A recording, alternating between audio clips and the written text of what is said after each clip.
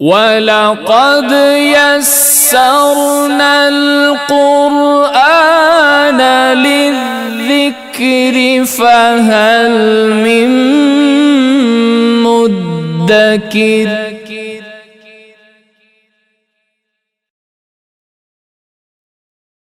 نحمده ونصلي على رسوله الكريم اما بعد فاعوذ بالله من الشیطان الرجیم بسم اللہ الرحمن الرحیم الحمدللہ ثم الحمدللہ۔ اللہ تعالیٰ کے فضل و احسان سے اس کے پیارے حبیب پاک سید اولاد احمد مجتبیٰ محمد مصطفیٰ تاجدار انبیاء خاتم الانبیاء صلی اللہ تعالیٰ علیہ وسلم کی نظر عنایت سے اور مرشد کریم حضرت علامہ و مولانا پیر طریقت رہبر شریعت قاری محمد نثار الحق صدیقی رحمۃ اللہ تعالیٰ علیہ کے فیضان سے الحمدللہ جامع مسجد مصطفیٰ میں ہر سال کی طرح اس سال بھی افضل البشر بعد الانبیاء بالتحقیق سیدنا صدیق اکبر خلیفہ بلا فصل خلیفہ اول سیدنا ابو بکر رضی اللہ تعالی عنہ کے مناقب سننے، ان کے مرتبے بیان کرنے کے لیے اور سماعت کرنے کے لیے آج ہم نے ایک مرتبہ پھر استاذ العلماء مفتی محمد آصف مدنی دامت برکاتہ القدسیہ کو زحمت دی ہے۔ انشاءاللہ کچھ ہی لمحات میں آپ تشریف فرما ہونے والے ہیں اور انشاءاللہ اپنے منفرد انداز سے سیدنا صدیق اکبر رضی اللہ تعالیٰ عنہ کے عنوان سے خطاب فرما کر ہمارے قلوب کو منور و مجلہ فرمائیں گے۔ جو حضرات میری آواز سماعت فرما رہے ہیں ان سے التماس گزار ہوں کہ وہ جلد از جلد جامع مسجد مصطفیٰ میں تشریف لا کر اور اس بابرکت محفل میں شریک ہو کر اپنے قلوب کو منور و مجلہ فرمائیں۔ بلا تاخیر اس محفل کا آغاز قرآن مجید فرقان حمید سے ہوا جاتا ہے۔ میں مسجد حاضہ کے نائب امام اور مؤذن مولانا نصرت عباس قادری صاحب کی خدمت میں عرض کرتا ہوں کہ وہ آئیں اور قرآن مجید فرقان حمید کی تلاوت فرما کر اس بابرکت محفل کا آغاز فرمائیں۔ اعوذ باللہ من الشیطان الرجیم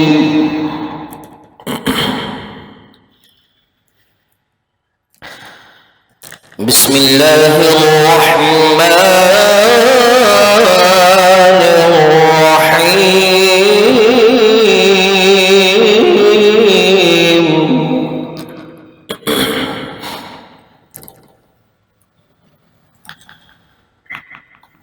ألم نشرح لك صدرك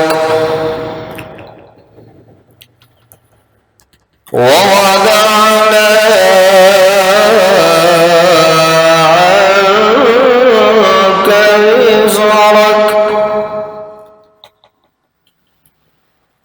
الذي أنقض ظهرك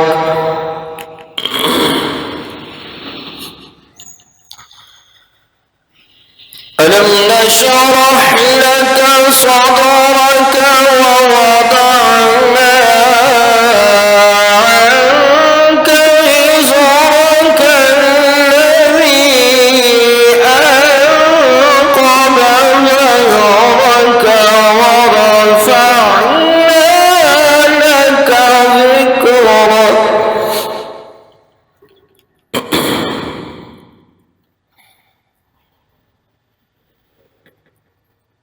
الذي أنقض ظهرك ورفعنا لك ذكرك فإن مع العسر يسرا إن مع العسر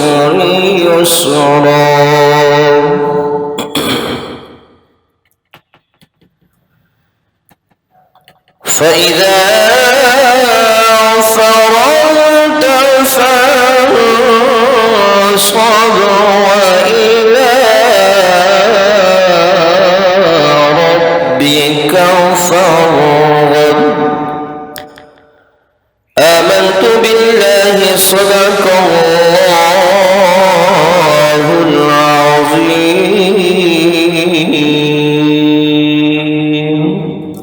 ماشاءاللہ، سبحان اللہ. بہت ہی خوبصورت انداز سے مختصر وقت میں قرآن مجید فرقان حمید کی تلاوت فرما کر ہمارے قلوب کو منور فرمایا. ہمارے مسجد حاضہ کے مؤذن و نائب امام نے اللہ تعالیٰ سے دعا ہے کہ اللہ تعالیٰ ان کی آواز میں اور سوز عطا فرمائے اور انہیں درازی عمر بالخیر عطا فرمائے. محبت کے ساتھ اپنے آقا مولا صلی اللہ علیہ وسلم کی خوشنودی حاصل کرنے کے لیے درود پاک کا نذرانہ پیش کرنے، اس نیت کے ساتھ کہ جب ہم درود پڑھتے ہیں تو ہمارے آقا حضور صلی اللہ تعالیٰ علیہ وسلم سماعت فرماتے ہیں، کیونکہ شاعر نے کہا کہ جہاں ہو وہیں سے دو صدا سرکار سنتے ہیں، سرے آئینہ سنتے ہیں، پسے دیوار سنتے ہیں. میں صدقے جاؤں ان کی رحمت للعالمینی پر، پکارو چاہے جتنی بار وہ ہر بار سنتے ہیں. پڑھی صلی اللہ علیہ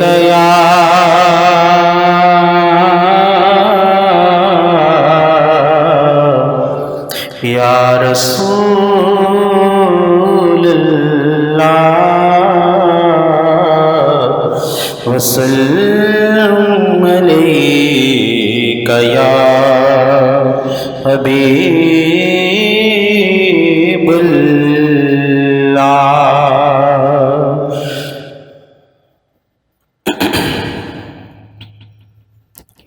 جو ہو چکا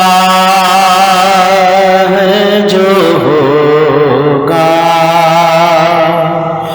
جو ہو چکا ہے جو ہوگا، حضور جانتے ہیں. جو ہو چکا ہے جو ہوگا، حضور جانتے ہیں. تیری عطا سے خدایا، تیری عطا سے خدایا، حضور جانتے ہیں. تیری عطا سے خدایا، حضور جانتے ہیں. منافقوں کا عقیدہ وہ غیب دان نہیں. اس نعت شریف کو پڑھنے کا انتخاب میں نے اسی لیے کیا کہ جو شاعر نے کہا ہے وہی عقیدہ سیدنا صدیق اکبر کا ہے کہ حضور جب بھی کوئی سوال کرتے تھے صحابہ کرام سے تو صحابہ جواب کیا دیتے تھے کہ اللہ اور اللہ کا رسول بہتر جانتا ہے. اگر کسی سوال کا جواب معلوم بھی ہوتا تو تب بھی اس کا جواب نہیں دیا کرتے تھے ادب کی وجہ سے. یہی عرض کیا کرتے تھے کہ حضور اللہ اور آپ بہتر جانتے ہیں. آج ہم سے ہمارا استاد کوئی سوال کرتا ہے تو بڑے بے باک انداز سے ہم ادب کو ایک طرف رکھتے ہوئے جواب دے دیتے ہیں دوسرے طلباء سے آگے نکلنے کے لیے کہ ان سے ہمارا نمبر آگے نکل جائے. وہاں یہ ہوتا تھا کہ جو خلیفہ اول ہیں جن کی زندگی میں حضور نے اپنی زندگی میں حضور نے بتا دیا تھا کہ میرا کوئی اگر خلیفہ ہوگا پہلا خلیفہ تو وہ سیدنا ابو بکر صدیق ہوں گے۔ جب ان سے پوچھا جاتا تھا تو یہی کہتے تھے اللہ اور اللہ کا رسول بہتر جانتا ہے۔ منافقوں کا عقیدہ وہ غیب دان نہیں، صحابیوں کا عقیدہ، صحابیوں کا عقیدہ حضور جانتے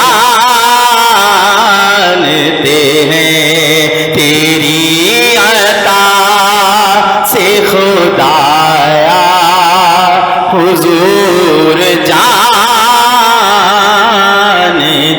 ہیں۔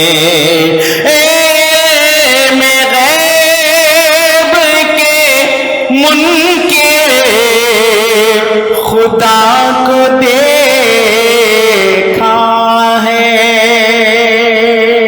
آج معراج شریف کا ہر مکتبہ فکر کہتا ہے کہ حضور کو معراج ہوئی ہے، کوئی بھی انکار نہیں کرتا۔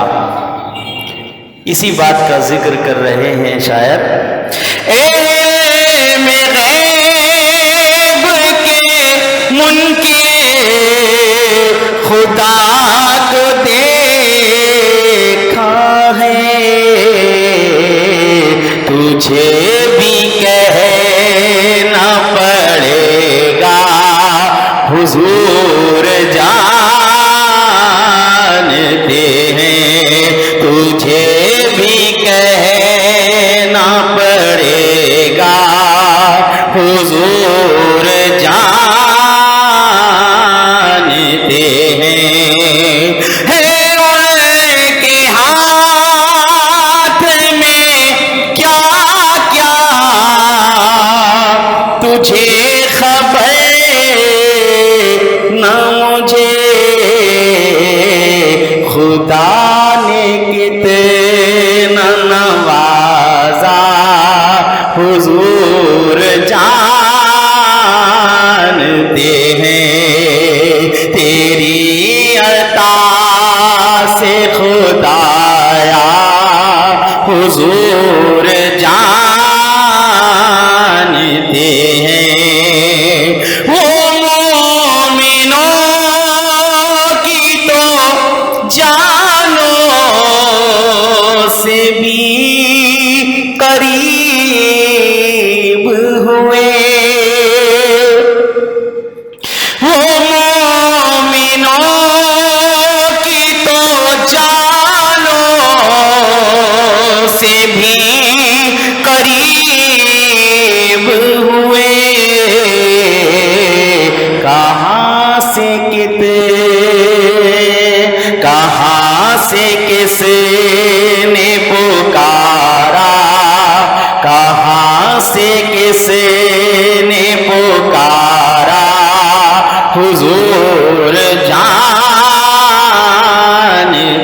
ہیں، کہاں سے کس نے پکارا حضور جانتے ہیں۔ اسی لیے تو سلایا ہے اپنے پہلو میں، اسی لیے تو سلایا ہے اپنے پہلو میں، کہ یار غار کا رتبہ، کہ یار غار کا رتبہ حضور جانتے ہیں، کہ یار غار کا رتبہ حضور جانتے ہیں۔ اور الحمدللہ الحمدللہ جب ہم محفلوں میں ذکر کرتے ہیں تو ہم صرف سیدنا صدیق اکبر کا نہیں کرتے بلکہ چاروں خلفاء کا اور تمام صحابہ کا ادب و احترام کرتے ہیں۔ ہمارے استاد نے، ہمارے مفتی صاحب نے اور ہمارے پیر صاحب نے، ہمارے مرشد کریم نے یہی سکھایا ہے کہ تم نے تمام صحابہ کا ادب کرنا ہے۔ خدا نے کتنا مرتبہ کس صحابی کو دیا یہ خدا جانتا ہے، اور وہ جانتا ہے جسے مرتبہ آتا ہے۔ اللہ تعالیٰ نے عطا فرمایا میں نے تے سے جدا کر دیا تھا سر جس کا وہ اپنا ہے کہ پرایا حضور جانتے ہیں۔ نبی کا فیصلہ نہ مان کر وہ جان سے گیا، مزاج عمر کا ہے کیسا حضور جانتے ہیں۔ وہی ہے پہ کرے شرم و حیا و ذنورین، مقام ان کی حیا کا حضور جانتے ہیں۔ ہے جس کے مولا حضور سے کہ ہیں علی مولا، ابو تراب کا رتبہ حضور جانتے ہیں۔ یہ خود شہید نے بیٹے نواز پوت شہید، علی کی شان یگانہ حضور جانتے ہیں۔ علی کی شان یگانہ حضور جانتے ہیں۔ خدا ہی جانے عبید کو ہے پتا کیا کیا، ہمیں پتا ہے بس اتنا حضور جانتے ہیں۔ تیری عطا سے خدایا حضور جانتے ہیں، تیری عطا سے خدایا حضور جانتے ہیں۔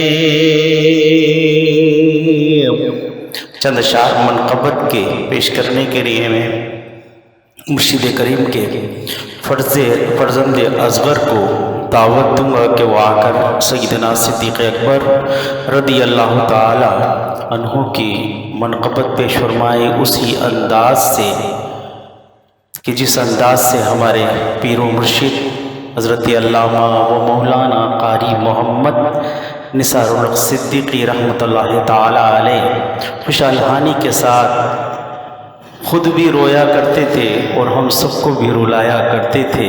یہ انداز ہوا کرتا ہے بادب لوگوں کا کہ نظریں جھکا کر وہ پڑھا کرتے ہیں۔ ان کی صرف یہ کی نیت ہوتی ہے کہ عوام سے سبحان اللہ اور ماشاءاللہ نہیں کہلوانی، جن کے لیے پڑھ رہے ہیں ہمارا ایمان ہے وہ سن رہے ہیں۔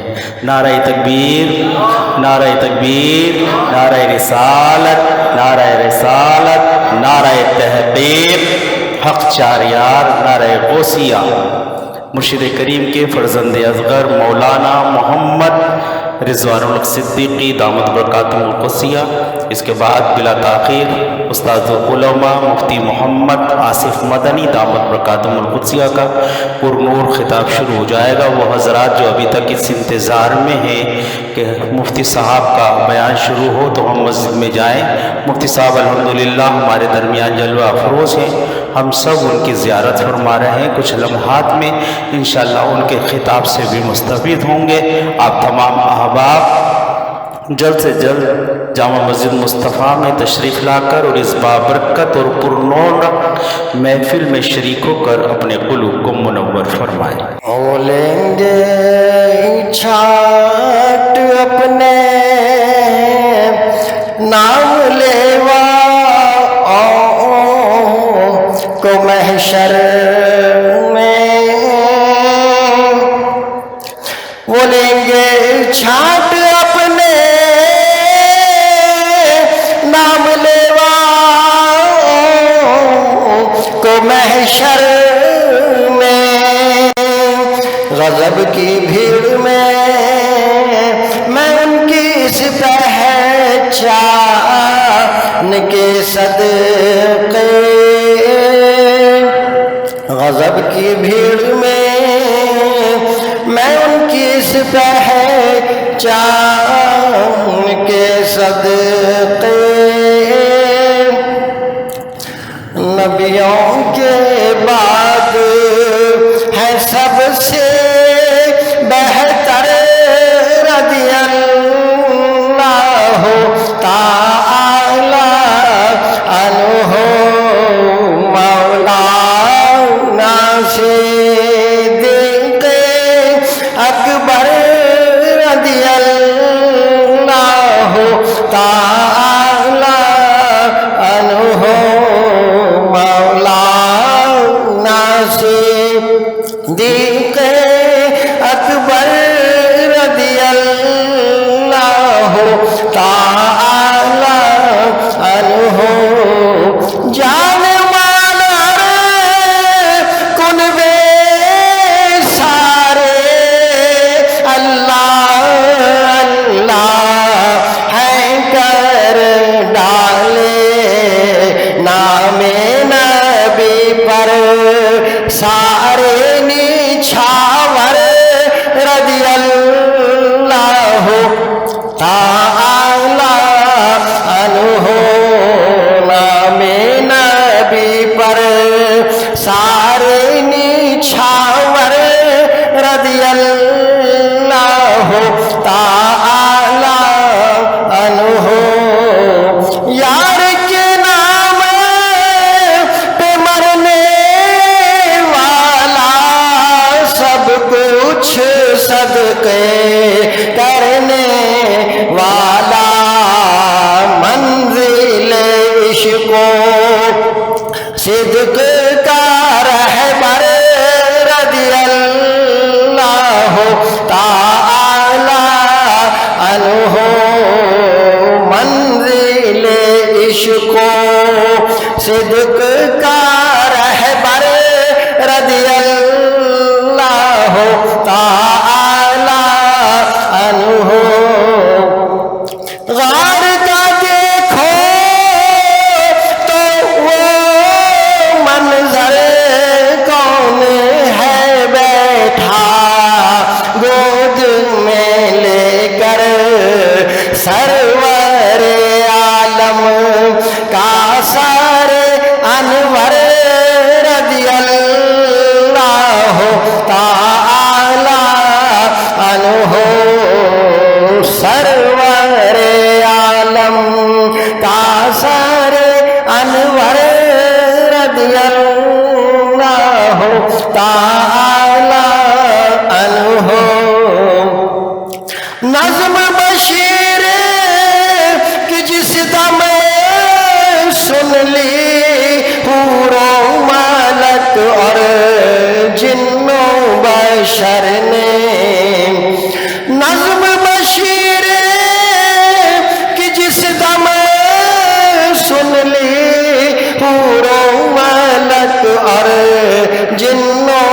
بشر نے کہنے لگے یہ سارے مل کر رضی اللہ تعالی عنہ کہنے لگے یہ سارے مل کر رضی اللہ تعالی عنہ نبیوں کے بعد ہے سب سے بہتر رضی اللہ تعالی عنہ مولانا صدیق اکبر رضی اللہ تعالی عنہ۔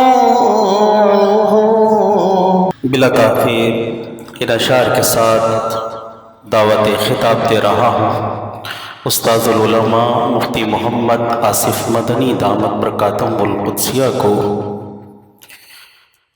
کہ آنکھ کو حسرت دیدار میں نم دیکھا ہے، آنکھ کو حسرت دیدار میں نم دیکھا ہے، میں نے ان کو تو نہیں ان کا کرم دیکھا ہے، میں نے ان کو تو نہیں ان کا کرم دیکھا ہے، اور ان سے نسبت ہے جنہیں وہ بڑے آرام سے ہیں، ان سے نسبت ہے جنہیں وہ بڑے آرام سے ہیں، میں نے آقا کا غلاموں پہ کرم دیکھا ہے، میں نے آقا کا غلاموں پہ کرم دیکھا ہے، اور کیوں نہ ہو کہ غلام حشر میں جب سید الورا کے چلے، غلام حشر میں جب سید الورا کے چلے، لوائے حمد کے سائے میں سر جھکا کے چلے،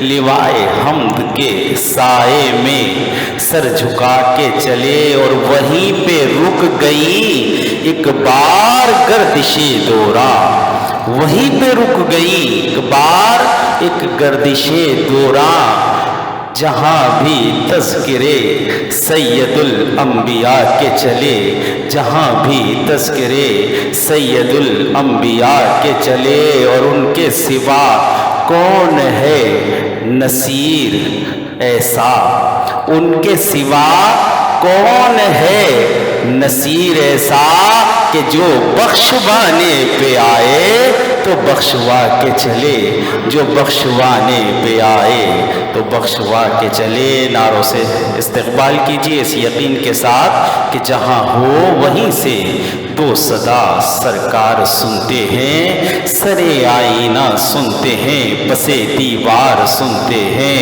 میں صدقے جاؤں ان کی رحمت للعالمینی پر، پکارو چاہے جتنی بار وہ ہر بار سنتے ہیں۔ نعرہ تکبیر، نعرہ تکبیر، نعرہ رسالت، نعرہ رسالت، نعرہ تحقیق، نعرہ غوثیہ، علماء اہل سنت۔ الحمدللہ رب العالمین، والصلاة والسلام على سید الانبیاء والمرسلین، وعلى آلہ واصحابہ اجمعین، اما بعد، فأعوذ باللہ من الشیطان الرجیم، بسم اللہ الرحمن الرحیم۔ قال الله تبارك وتعالى في القرآن المجيد: إلا تنصروه فقد نصره الله إذ أخرجه الذين كفروا ثاني اثنين إذ هما في الغار يقول لصاحبه لا تحزن إن الله معنا فأنزل الله سكينته عليه وأيده بجنود لم تروها وجعل كلمة الذين كفروا السفلى وكلمة الله هي العليا والله عزيز حكيم۔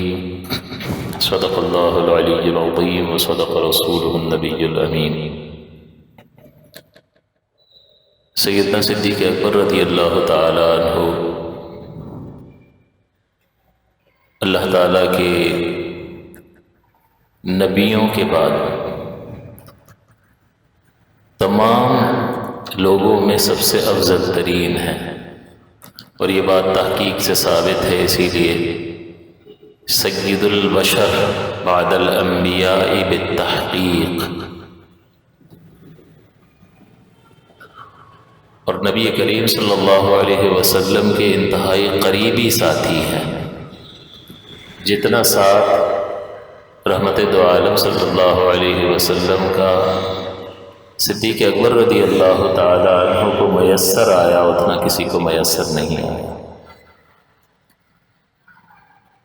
اور ہمارے نبی کریم صلی اللہ علیہ وسلم انبیاء کی جماعت جو کہ اللہ تعالیٰ کی مخلوق میں سب سے بلند مرتبہ رکھتی ہے۔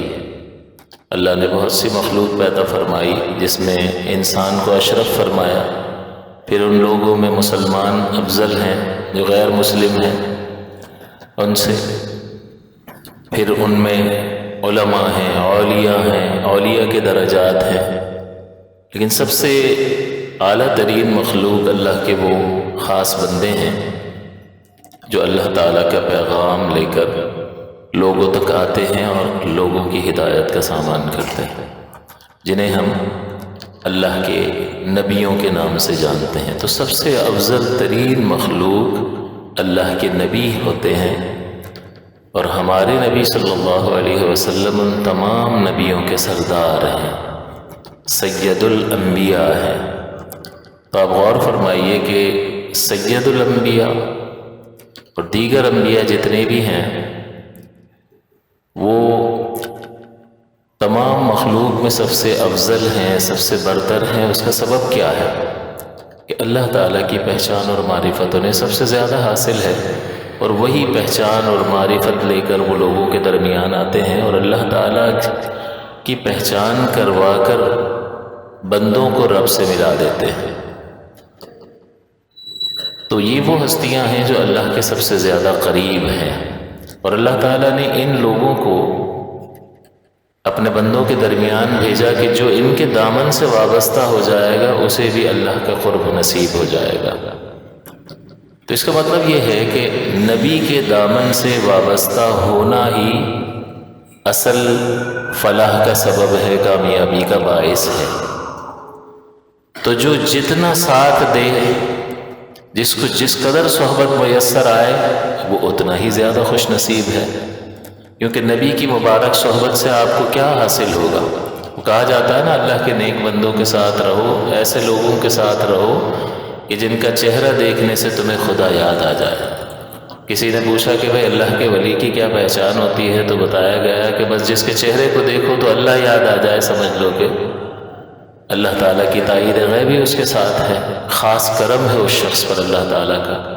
تو اللہ کے نبی وہ تو اللہ تعالیٰ کی طرف سے بھیجے ہوئے ہیں۔ اللہ کا ولی ٹھیک ہے، اللہ کا دوست ہوتا ہے، لیکن مجھے اور آپ کو کیسے پتہ چلے گا کہ وہ اللہ کا ولی ہے بھی یا نہیں ہے؟ کیونکہ ہر ایک کو اللہ تعالیٰ اپنا دوست بنا لے ضروری نہیں۔ ہاں، تقوی اور پرہیزگاری لوگوں میں ہوتی ہے، لیکن ان متقی اور پرہیزگار لوگوں میں سے اللہ جسے چاہتا ہے اپنی خلعت کے لیے، دوستی کے لیے منتخب فرما لیتا ہے۔ ہم صرف اس بنیاد پر کہ ہمارے سامنے جو اللہ تعالیٰ نے ایک معیار رکھا ہے کہ اللہ کا ولی وہ ہوتا ہے جو ایمان والا ہو اور متقی ہو اور پرہیزگار ہو، تو ہم کسی کے ایمان اور اس کے تقوی اور پرہیزگاری کو دیکھ کر یہ حسن ظن رکھتے ہیں کہ اللہ کا نیک بندہ ہے۔ لیکن انبیاء کرام وہ ذوات قدسیہ ہیں کہ جو یقیناً اللہ کے نیک بندے ہیں، اللہ کے مقرب ہیں، اس لیے کہ وہ اللہ ہی کی طرف سے بھیجے گئے ہیں، اور ان کے دامن سے وابستہ ہونا فلاح دارین کا سبب ہے۔ تو جتنی صحبت، جتنا ساتھ ان نفوس قدسیہ کا جس کو بھی حاصل ہو جائے، یہ اس کا مقدر چمکانے کے لیے کافی ہے۔ اور صدیق اکبر رضی اللہ تعالیٰ عنہ کی ذات پاک وہ ہے کہ جنہیں نبی کریم صلی اللہ علیہ وسلم کا بہت زبردست ساتھ میسر آیا۔ اب جہاں بھی دیکھیں گے تو وہاں صدیق اکبر کو رحمت دو عالم صلی اللہ علیہ وسلم کے ساتھ ہی ساتھ پائیں گے، الا یہ کہ چند مقامات پر وہ اگر کہیں ٹھہرے ہیں یا حضور کے ساتھ نہیں گئے تو حضور نے انہیں کوئی اور کام دیا اور وہ اس فرض کی ادائیگی کے سلسلے میں جدا ہوئے، ورنہ ہر وقت حضور علیہ الصلوۃ والسلام کے ساتھ ہی آپ رہے۔ تو حضور کی صحبت کی برکات یہ حاصل ہوئی کہ حضور علیہ الصلوۃ والسلام کے مبارک کردار کی جھلک اگر دیکھنی ہو تو ابو بکر کو دیکھ لو، جس کی واضح دلیل یہ بھی بیان کی جاتی ہے، یہ اہم بات ہے، نوٹ کرنے والی بات ہے کہ صدیق اکبر رضی اللہ تعالی عنہ کی سیرت پاک میں نبی کریم صلی اللہ علیہ وسلم کی کامل سیرت کی جھلک نظر آتی ہے۔ حضور علیہ الصلوۃ والسلام پر پہلی وحی نازل ہوئی تو ظاہر ہے یہ پہلی بار یہ واقعہ پیش آیا تو طبعاً حضور علیہ الصلوۃ والسلام پر یہ گراں گزرا اور آپ پریشان ہوئے اور خدیجۃ الکبریٰ رضی اللہ تعالی عنہ کے پاس تشریف لائے اور آپ نے فرمایا زملونی زملونی، مجھے چادر اڑاؤ، مجھے چادر اڑاؤ۔ اور پھر آپ نے یہ واقعہ ذکر کیا کہ یہ میرے ساتھ یہ واقعات ہو رہے ہیں، مجھے کچھ اندیشہ ہے۔ تو حضرت خدیجۃ الکبریٰ رضی اللہ تعالی عنہ نے فرمایا کہ آپ بے فکر رہیں، اللہ تعالیٰ آپ کو ضائع نہیں کرے گا۔ کیوں ضائع نہیں کرے گا؟ اس لیے ضائع نہیں کرے گا کہ انک لتصل الرحمہ وتحمل الکلہ وتقری الضیف وتعین علی نوائب الحق۔ یہ خوبیاں حضرت خدیجۃ الکبریٰ نے نبی کریم کی گنوائیں کہ آپ تو ایسے ہیں کہ جو صلہ رحمی کرتے ہیں، کمزوروں کا بوجھ اٹھا لیتے ہیں، جو نادار ہوتا ہے ان کی آپ مدد فرماتے ہیں، جو مہمان ہوتا ہے آپ ان کی مہمان نوازی کرتے ہیں، اور جو حق کا ساتھ دیتا ہے آپ ان کی مدد فرماتے ہیں۔ تو یہ وہ اوصاف حمیدہ ہیں جو حضرت خدیجۃ الکبریٰ نبی کریم کے ذکر فرما رہے ہیں کہ ایسے شخص کو خدا کبھی بھی ضائع نہیں کرے۔ اب جب اسلام جو ہے وہ پھیلنے لگا، چند لوگ مسلمان ہوئے اور کفار نے بہت زیادہ ظلم و ستم کا بازار گرم کیا، تو اس میں صدیق اکبر جو ہے وہ حبشہ کی طرف دیگر صحابہ کے ساتھ ہجرت کے لیے تشریف لے جانے لگے۔ تو راستے میں ایک مقام پر انہیں روکا گیا۔ ابن الدغینہ ایک شخص تھا جو سردار تھا مکے کا، حالانکہ وہ کافر تھا۔ وہ صدیق اکبر کو پوچھ رہا ہے کہ آپ کہاں جا رہے ہیں؟ تو صدیق اکبر نے فرمایا کہ یہاں میں اپنے رب کی عبادت آزادی کے ساتھ نہیں کر سکتا ہوں، لہٰذا میں ایسی جگہ کی طرف ہجرت کر رہا ہوں کہ جہاں میں اللہ تعالیٰ کی عبادت آزادی کے ساتھ کر سکوں۔ تو ابن الدغینہ جو کہ ویسے دیکھا جائے تو دین اس کا وہ دین نہیں ہے جو نبی کریم کا دین ہے، وہ کافر ہے، لیکن اس کے باوجود وہ صدیق اکبر کے بارے میں کیا رائے رکھتا ہے کہ آپ جیسے شخص کو نہ تو مکہ چھوڑ کر جانا چاہیے اور نہ ہی مکے کے لوگوں کو آپ کو یہاں سے نکلنے پر مجبور کرنا چاہیے۔ کیوں؟ لأنك تصل الرحمة وتحمل الكلة وتقضي الضيف وتعين على نوائب الحق۔ بالکل وہی خوبیاں اور صفات ابن الدغینہ جو ایک کافر ہے صدیق اکبر کی بیان کر رہا ہے، اور لفظ بلفظ وہ خوبیاں بیان کر رہا ہے جو خدیجۃ الکبریٰ نے رحمت دو عالم صلی اللہ علیہ وسلم کی ذکر فرمائی تھی۔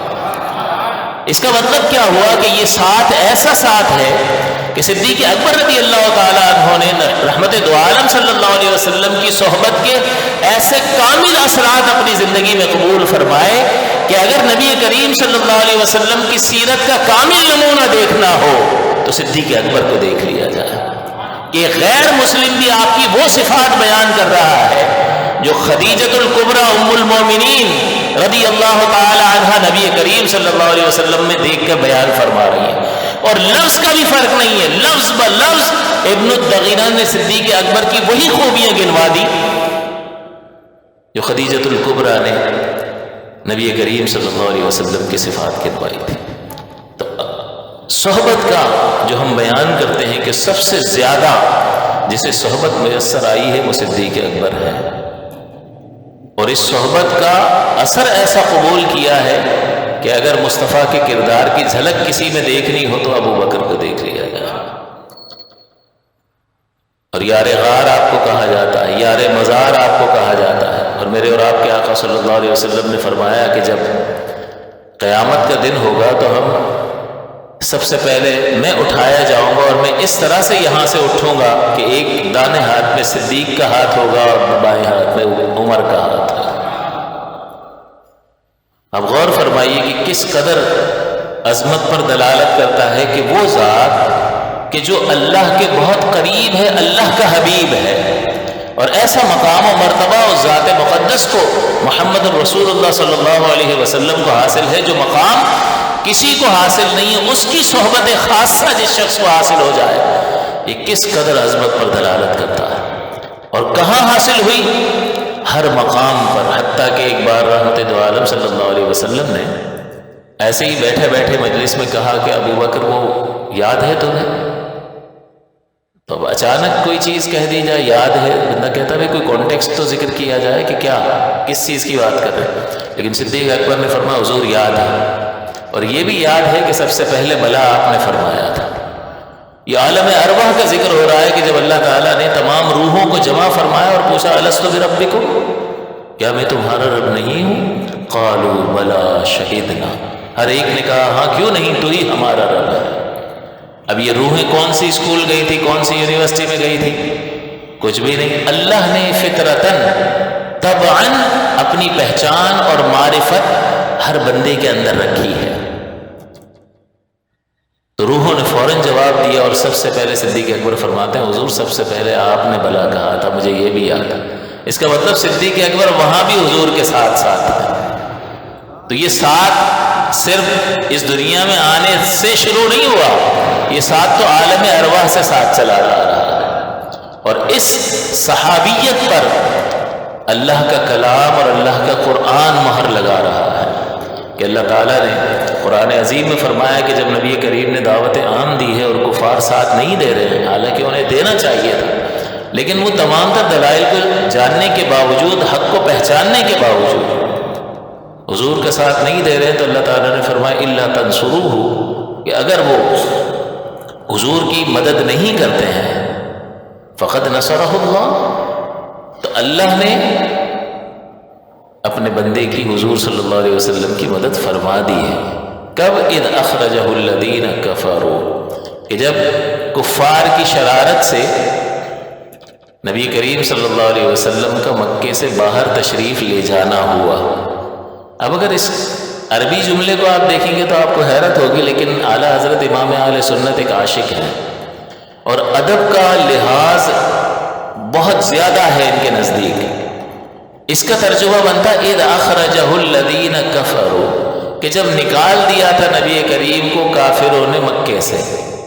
ترجمہ کیا بنتا ہے؟ اذ اخرجہ، اخرجہ کا مطلب اخرج یخرج اخراجا، نکالنا بنتا ہے اس کا ترجمہ۔ اذ اخرجہ ترجمہ کیا بنے گا؟ کہ جب نکال دیا۔ کس نے نکال دیا؟ ہو، اس کو، یعنی نبی کریم صلی اللہ علیہ وسلم۔ کس نے نکال دیا؟ الذین کفروا، ان لوگوں نے جنہوں نے کفر کیا۔ لیکن اعلیٰ حضرت نے یہ ترجمہ نہیں کیا کہ جب کافروں نے آپ کو مکے سے نکال دیا۔ اعلیٰ حضرت نے کیا فرمایا؟ اذ اخرجہ الذین کفروا کا ترجمہ ایک عاشق کی زبان سے کیا، ان کے قلم سے کیا نکلتا ہے؟ آپ فرماتے ہیں کہ جب کفار کی شرارتوں کی وجہ سے ان کا مکے سے باہر تشریف لے جانا ہوا۔ کفار کی طرف فعل کی نسبت نہیں کر رہے، کسی کی کیا مجال ہے کہ اللہ کے حبیب کو کہیں سے نکال دے۔ تو یہ محبت کی بات ہوتی ہے کہ جو ادب والا ہوتا ہے وہ ایسے مقامات پر دیکھتا ہے کہ کیا ترجمہ کرنا چاہیے۔ وَمَكَرُوا وَمَكَرَ اللَّهُ وَاللَّهُ خَيْرُ الْمَاكِرِينَ، اللہ نے تو فرمایا قرآن عظیم میں کہ کفار نے مکر کیا، فریب۔ وَمَكَرَ اللَّهُ، اب یہ میم کاف اور را یہ اللہ نے اپنے لیے بھی استعمال کیا۔ مکروا، انہوں نے مکر کیا، فریب کیا۔ وَمَكَرَ اللَّهُ، تو لوگوں نے ترجمہ کر دیا کہ اللہ نے بھی مکر کیا۔ وَاللَّهُ خَيْرُ الْمَاكِرِينَ، اور اللہ سب سے بڑا فریبی ہے، اللہ نے بھی فریب کیا۔ اب یہ دیکھا جائے گا کہ لفظ تو وہی ہے، میم کاف اور را کا مادہ ہی ہے، لیکن یہ دیکھا جائے گا کہ بات کس کی ہو رہی ہے۔ تو کفار کی بات تھی تو ٹھیک ہے، وہ فریب ہی کر رہے تھے، لیکن اللہ نے جب اپنے لیے یہ لفظ استعمال فرمایا تو اعلیٰ حضرت نے کیا ترجمہ فرمایا؟ وَمَكَرُوا، اور کافروں نے فریب دیا، مکر کیا۔ وَمَكَرَ اللَّهُ، اور اللہ نے اپنی خفیہ تدبیر فرمائی۔ واللہ خیر الماکرین، اور اللہ تعالیٰ سب سے بہتر خفیہ تدبیر فرمانے والا ہے۔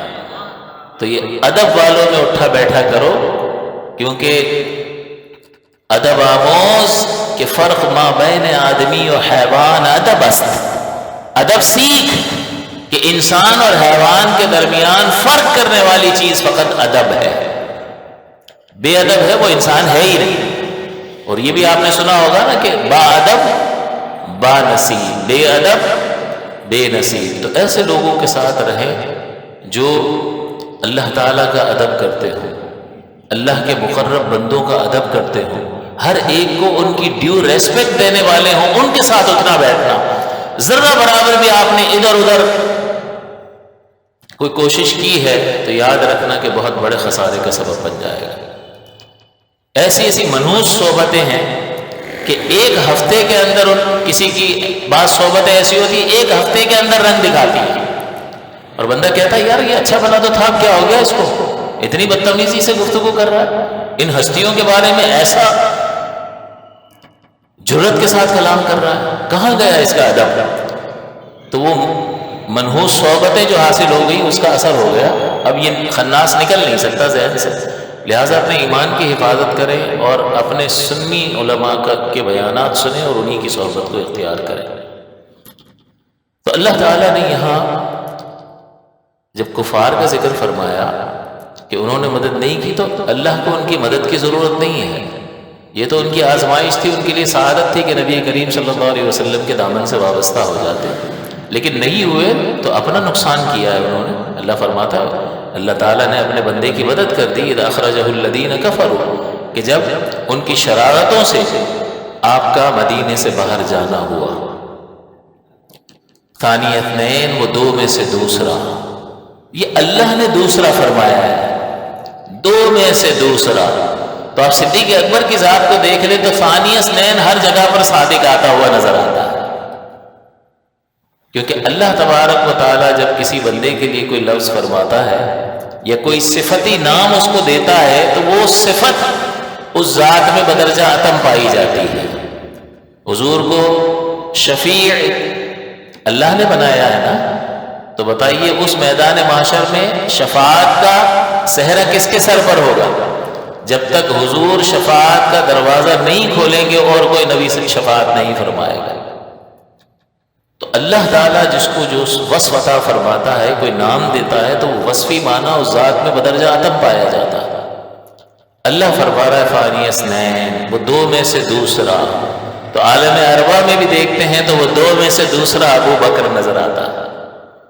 اور ایمان کی بات ہو کہ جب حضور اسلام کی دعوت دیتے ہوئے دکھائی دیتے ہیں تو پہلے رحمت دو عالم صلی اللہ علیہ وسلم جو اصلاً اسلام کو اور ایمان کو لے کر آئے ہیں، دوسرے کون ہیں اسلام قبول کرنے والے؟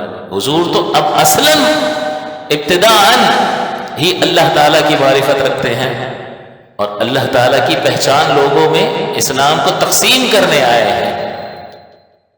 اس اعتبار سے دیکھا جائے تو وہ مبلغ، وہ دین کو پہنچانے والا لوگوں تک، وہ دوسرا کون ہے؟ پہلے نبی کریم صلی اللہ علیہ وسلم اور ثانی اثنین ابو بکر ہے، کیونکہ سب سے پہلے مردوں میں اسلام، آزاد مردوں میں اسلام کس نے قبول کیا؟ حضرت صدیق اکبر رضی اللہ تعالیٰ عنہ۔ اور اب اسلام قبول کرنے کے بعد دین کی ترویج و اشاعت، جس طرح رحمت دو عالم صلی اللہ علیہ وسلم فرما رہے ہیں، صدیق اکبر بھی لوگوں کو اسلام کی دعوت دے رہے ہیں، تو وہ دوسرا مبلغ کون ہے؟ ثانی اثنین، وہ بھی ابو بکر ہی ہے۔ آج ہمیں سوچنا چاہیے کہ دین ہمیں تو ہم نے ایکوائر نہیں کیا، دین کو کمایا نہیں ہے۔ ہم تو پیدائشی مسلمان ہیں، اور پیدائشی مسلمان ہونے کے بعد آپ غور فرمائیے کہ صدیق اکبر کو اور صحابہ کو جن مشکلات کا سامنا تھا، ہمیں ان مشکلات کا سامنا نہیں ہے۔ آپ کو کوئی مار رہا ہے مسلمان ہونے پر، کوئی قید کر رہا ہو، کوئی لوہے کی گرم سلاخوں سے جسم کو داغ رہا ہو؟ نہیں۔ ہاں بس جو دین کی تعلیمات کو اختیار کرنے کی جو سختی ہے وہ ہے اپنے مقام پر، کہ اللہ تعالیٰ کا احسان لمحہ لمحہ بھر اپنے بندے پر ہے، تو وہ دن میں اگر اپنے بندوں کو 5 بار بلاتا ہے تو کیا اس کا حق نہیں بنتا؟ اگر آپ اس وقت سکون کے ساتھ بیٹھے ہو تو یہ ہمارا کمال ہے. اگر اللہ تعالیٰ چاہے تو ایک ایسا درد جسم میں پیدا کر دے کہ انسان ایڑیا رگڑتا ہوا دکھائی دے. ذرا سا بخار آ جاتا ہے تو اس کی ساری اکڑ ختم ہو جاتی ہے، بڑے سے بڑا سیٹ بستر پہ پڑ جاتا ہے، ہلنے کے قابل نہیں ہوتا. یہ ہماری اوقات ہے. تو جس خالق کائنات کے ہر لمحے اس کی عنایات ہی کے دم سے ہم چل رہے ہیں، جب وہ ہمیں بلاتا ہے تب اس کی طرف نہ آئے تو یہ کس قدر بدبختی کی بات ہے.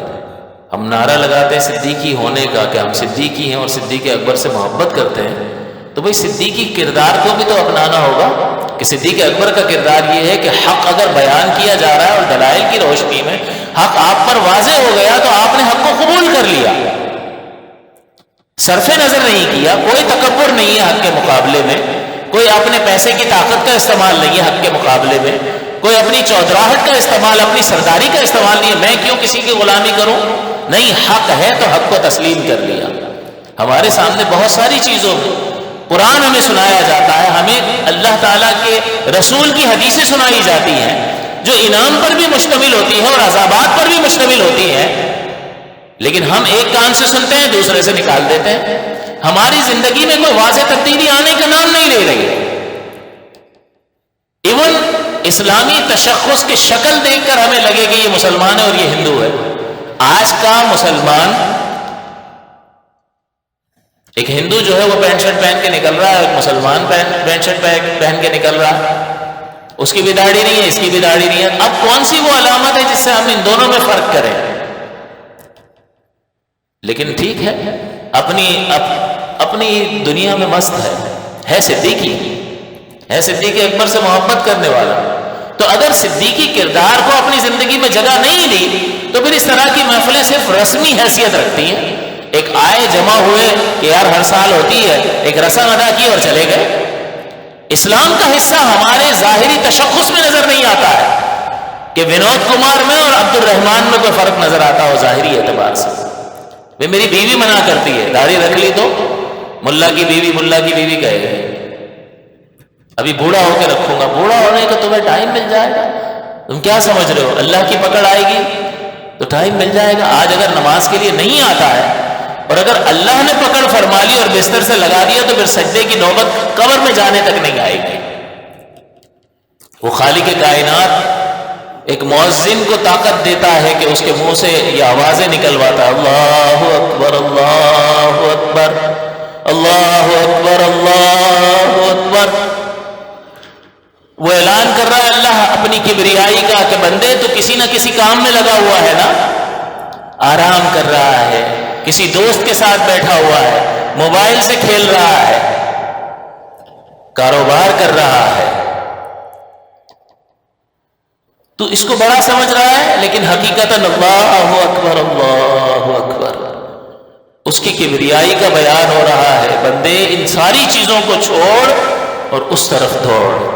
اشہد ان لا الہ الا اللہ اشہد ان لا الہ الا اللہ. میں گواہی دیتا ہوں کہ اس کے سوا کوئی لائق عبادت نہیں ہے. تو کہاں لگا ہوا ہے؟ اس کی طرف سے صدا بلند کی جا رہی ہے اور تو نیند کو ترجیح دے رہا ہے. اس کی طرف سے بلایا جا رہا ہے کہ وہ لائق عبادت ہے، اس کے سوا کوئی لائق عبادت نہیں ہے. اس صدا پر لبیک اگر پہلے طور پر کیا ہے تو ابو بکر صدیق نے کیا ہے. ہم صدیقی کہلاتے ہیں لیکن اذانیں ہو رہی ہیں، مسجد خالی پڑی ہے، اشہد ان لا الہ الا اللہ. لیکن ہمیں تو نیند پیاری ہے، ہمیں تو دھندا کاروبار پیارا ہے، ہمیں تو سستی ہے، ہم تو تھکے ہوئے ہیں. تو یہ تھکن کا تو پتہ قبر میں چلے گا کہ موت کا ایک جھٹکا جب لگے گا اور اس کے بعد جس زندگی کا آغاز ہوگا تو پتہ لگ جائے گا کہ کتنے 20 کا 100 ہوتا ہے. اللہ تعالیٰ فرماتا افرأیت من اتخذ الہہ ہواہ، کہ کیا تو نے اس شخص کو نہیں دیکھا، تو نے ایسے شخص کو دیکھا کہ جس نے اپنی خواہش کو اپنا خدا بنا لیا. یا اللہ اعلان کروا رہا اشہد ان لا الہ الا اللہ، میں گواہی دیتا ہوں اس کے سوا کوئی لائق عبادت نہیں ہے. تم نے دیکھا اس شخص کو کہ جس نے اپنی خواہش کو اپنا خدا بنا لیا. بندہ کہتا ہے ہم نے کہاں بنایا ہے، تو خدا کے ساتھ کیا سلوک کیا جاتا ہے؟ خدا وہ ذات ہے کہ اس کا ایسا مقام و مرتبہ بندے کے قلب اور ذہن میں ہوتا ہے، ایسا مقام کسی کا نہیں ہوتا کہ وہ کہے تو جان بھی قربان کر دی جائے۔ یہ خدا کا مقام ہے یا نہیں ہے؟ تم نے یہ سلوک خدا کے ساتھ کرنے کے بجائے اپنی نفسانی خواہشات کے ساتھ کرنا شروع کر دیا۔ تیرے نفس نے کہا سو جا، تو سو گیا۔ تیرے نفس نے کہا کاروبار پر دھیان دے، تو دینے لگ گیا۔ رزق حلال کمانا منع نہیں ہے، سونا منع نہیں ہے، آرام کرنا منع نہیں ہے، لیکن اللہ کے پیغام کے مقابلے میں جب یہ چیزیں آ جائیں گی تو بندے تیرا امتحان ہے کہ اب تو اپنی خواہش کو اپنا خدا بنا رہا ہے یا اللہ کی جانب سے دی جانے والی اس صدا پر لبیک کرتے ہوئے، جس طرح صدیق اکبر نے کہا تھا، جس طرح صدیق اکبر نے لبیک کیا تھا، تو بھی لبیک کر کے اشہد ان لا الہ الا اللہ پر یقین کرتے ہوئے ساری چیزوں کو چھوڑ کر یہاں آتا۔ کسے پڑھی؟ تو صدیق اکبر کا نام لینے والے سب موجود۔ اشہد ان محمد رسول اللہ، کہ اگر اس ذات پاک سے قریب ہونا چاہتے ہو تو محمد الرسول اللہ کے دامن سے وابستہ ہو جاؤ، ان کی تعلیم کو اپنی زندگی میں جگا دو۔ یہ دنیاوی دوست تمہارے کسی کام نہیں آئیں گے۔ ذرا بیمار ہو جائے تو کوئی پوچھنے کے لیے نہیں آتا ہے، کوئی بیماری لگ جائے ایسی کہ جس کا علاج نہ ہو تو لوگ منہ پھیر جاتے ہیں کہ یار اب یہ کچھ مانگ نہ لیتے۔ شہرت جاتی رہے لوگ منہ پھیر جاتے ہیں، اقتدار منصب جاتا رہے، دولت جاتی رہے لوگ منہ پھیر جاتے ہیں۔ تو پھر ایسے لوگوں سے جو مفاد پرست ہوں، ایسے لوگوں کے لیے اللہ کو ناراض کرنا چاہیے۔ ایسا کاروبار کہ جو اللہ کے حکم کو پورا کرنے کے مقابلے میں آتا ہو، یہ کاروبار کیا اللہ کے عذاب سے بچا لے گا؟ یہ کاروبار کیا تمہیں دنیا کی سہولتیں دلوا سکتا ہے اگر اللہ نہ چاہے؟ ہرگز ایسا نہیں ہو سکتا۔ تو اگر اللہ کا قرب حاصل کرنا چاہتے ہو، اشہد ان محمد رسول اللہ، اذان میں غور نہیں کرتے ہو؟ اس صدا میں غور نہیں کرتے ہو؟ کتنی پیاری صدا ہے۔ پھر وہی رب پکار رہا، حیا حیا آ جاؤ، حیا علی الصلاۃ، حیا علی الفلاح۔ کامیابی، یہ تم جن چیزوں میں کامیابیاں اپنی عقل کے تجربے اور مشاہدے کے بنیاد پر تم جن چیزوں میں کامیابیاں تلاش کرتے پھر رہے ہو اور اللہ کی اس عظیم نعمت کو ضائع کر رہے ہو، یہ غفلت سے، اس غفلت سے نکل آؤ، خود بھی نکلو اور اپنے گھر والوں کو بھی نکالو۔ حیا حیا علی الصلاۃ، حیا علی الفلاح، یہ دعوت دے دی، فلاح اور کامرانی کی طرف بلا لیا، اس کے بعد اللہ کی تکبیر، اللہ اکبر اللہ اکبر۔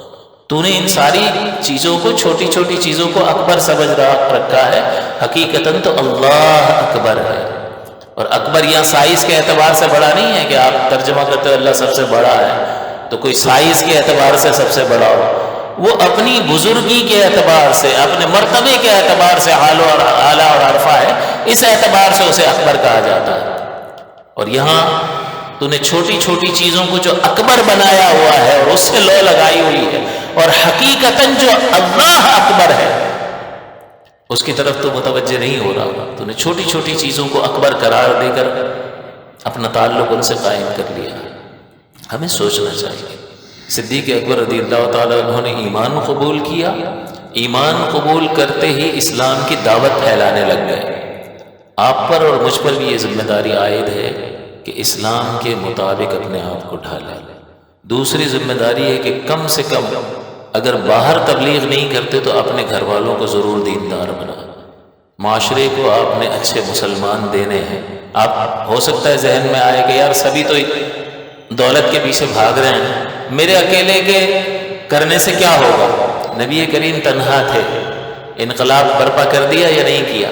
کر دیا نا۔ اس کا مطلب یہ ہوا کہ اگر اخلاص کے ساتھ بندہ کوشش کرے تو نتائج برآمد ہوتے ہیں۔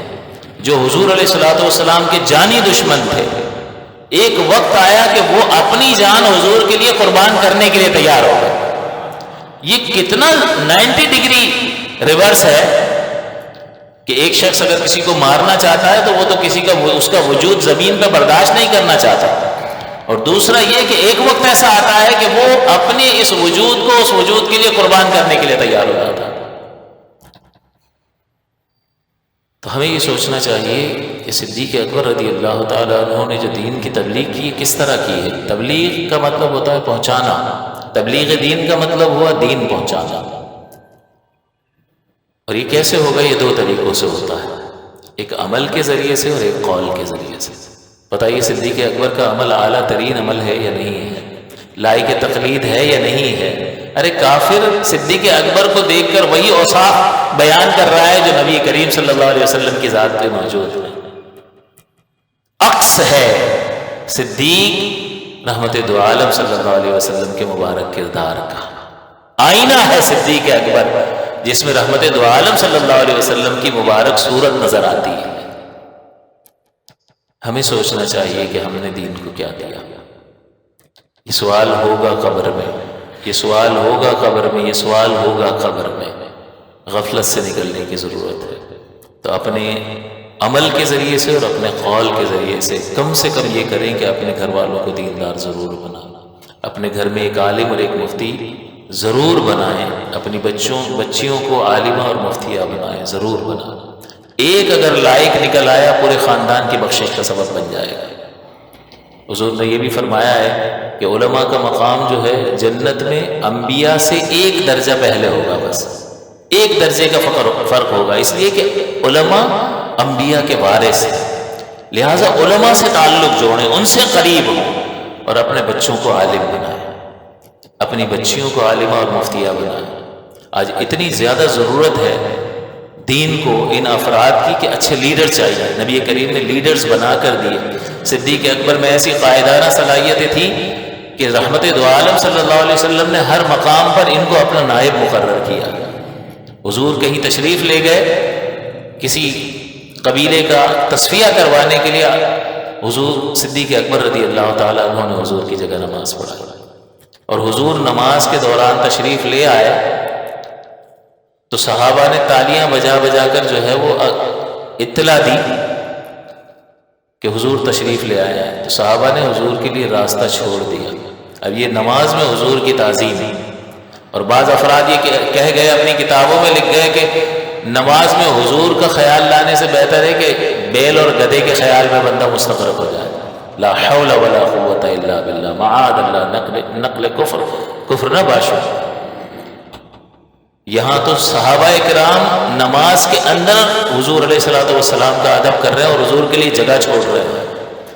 امام کا کیا کام ہوتا ہے کہ اگر وہ لیٹ ہو گیا اور نماز شروع ہو گئی تو اس کو جہاں جگہ ملے گی وہیں پڑھے گا یا آ جائے گا آگے صفے چیرتا ہوا، لیکن مقام مصطفیٰ اور ہے۔ اور صدیق اکبر تک، امام تک پہنچ گئے اور صحابہ نے تیز تیز آوازیں نکالنا شروع کر دی۔ صدیق اکبر نماز میں مشغول ہیں، توجہ نہ رہی کہ حضور آ گئے۔ پھر جب بہت شور ہوا تو آپ سمجھ گئے کہ حضور تشریف لے آئے۔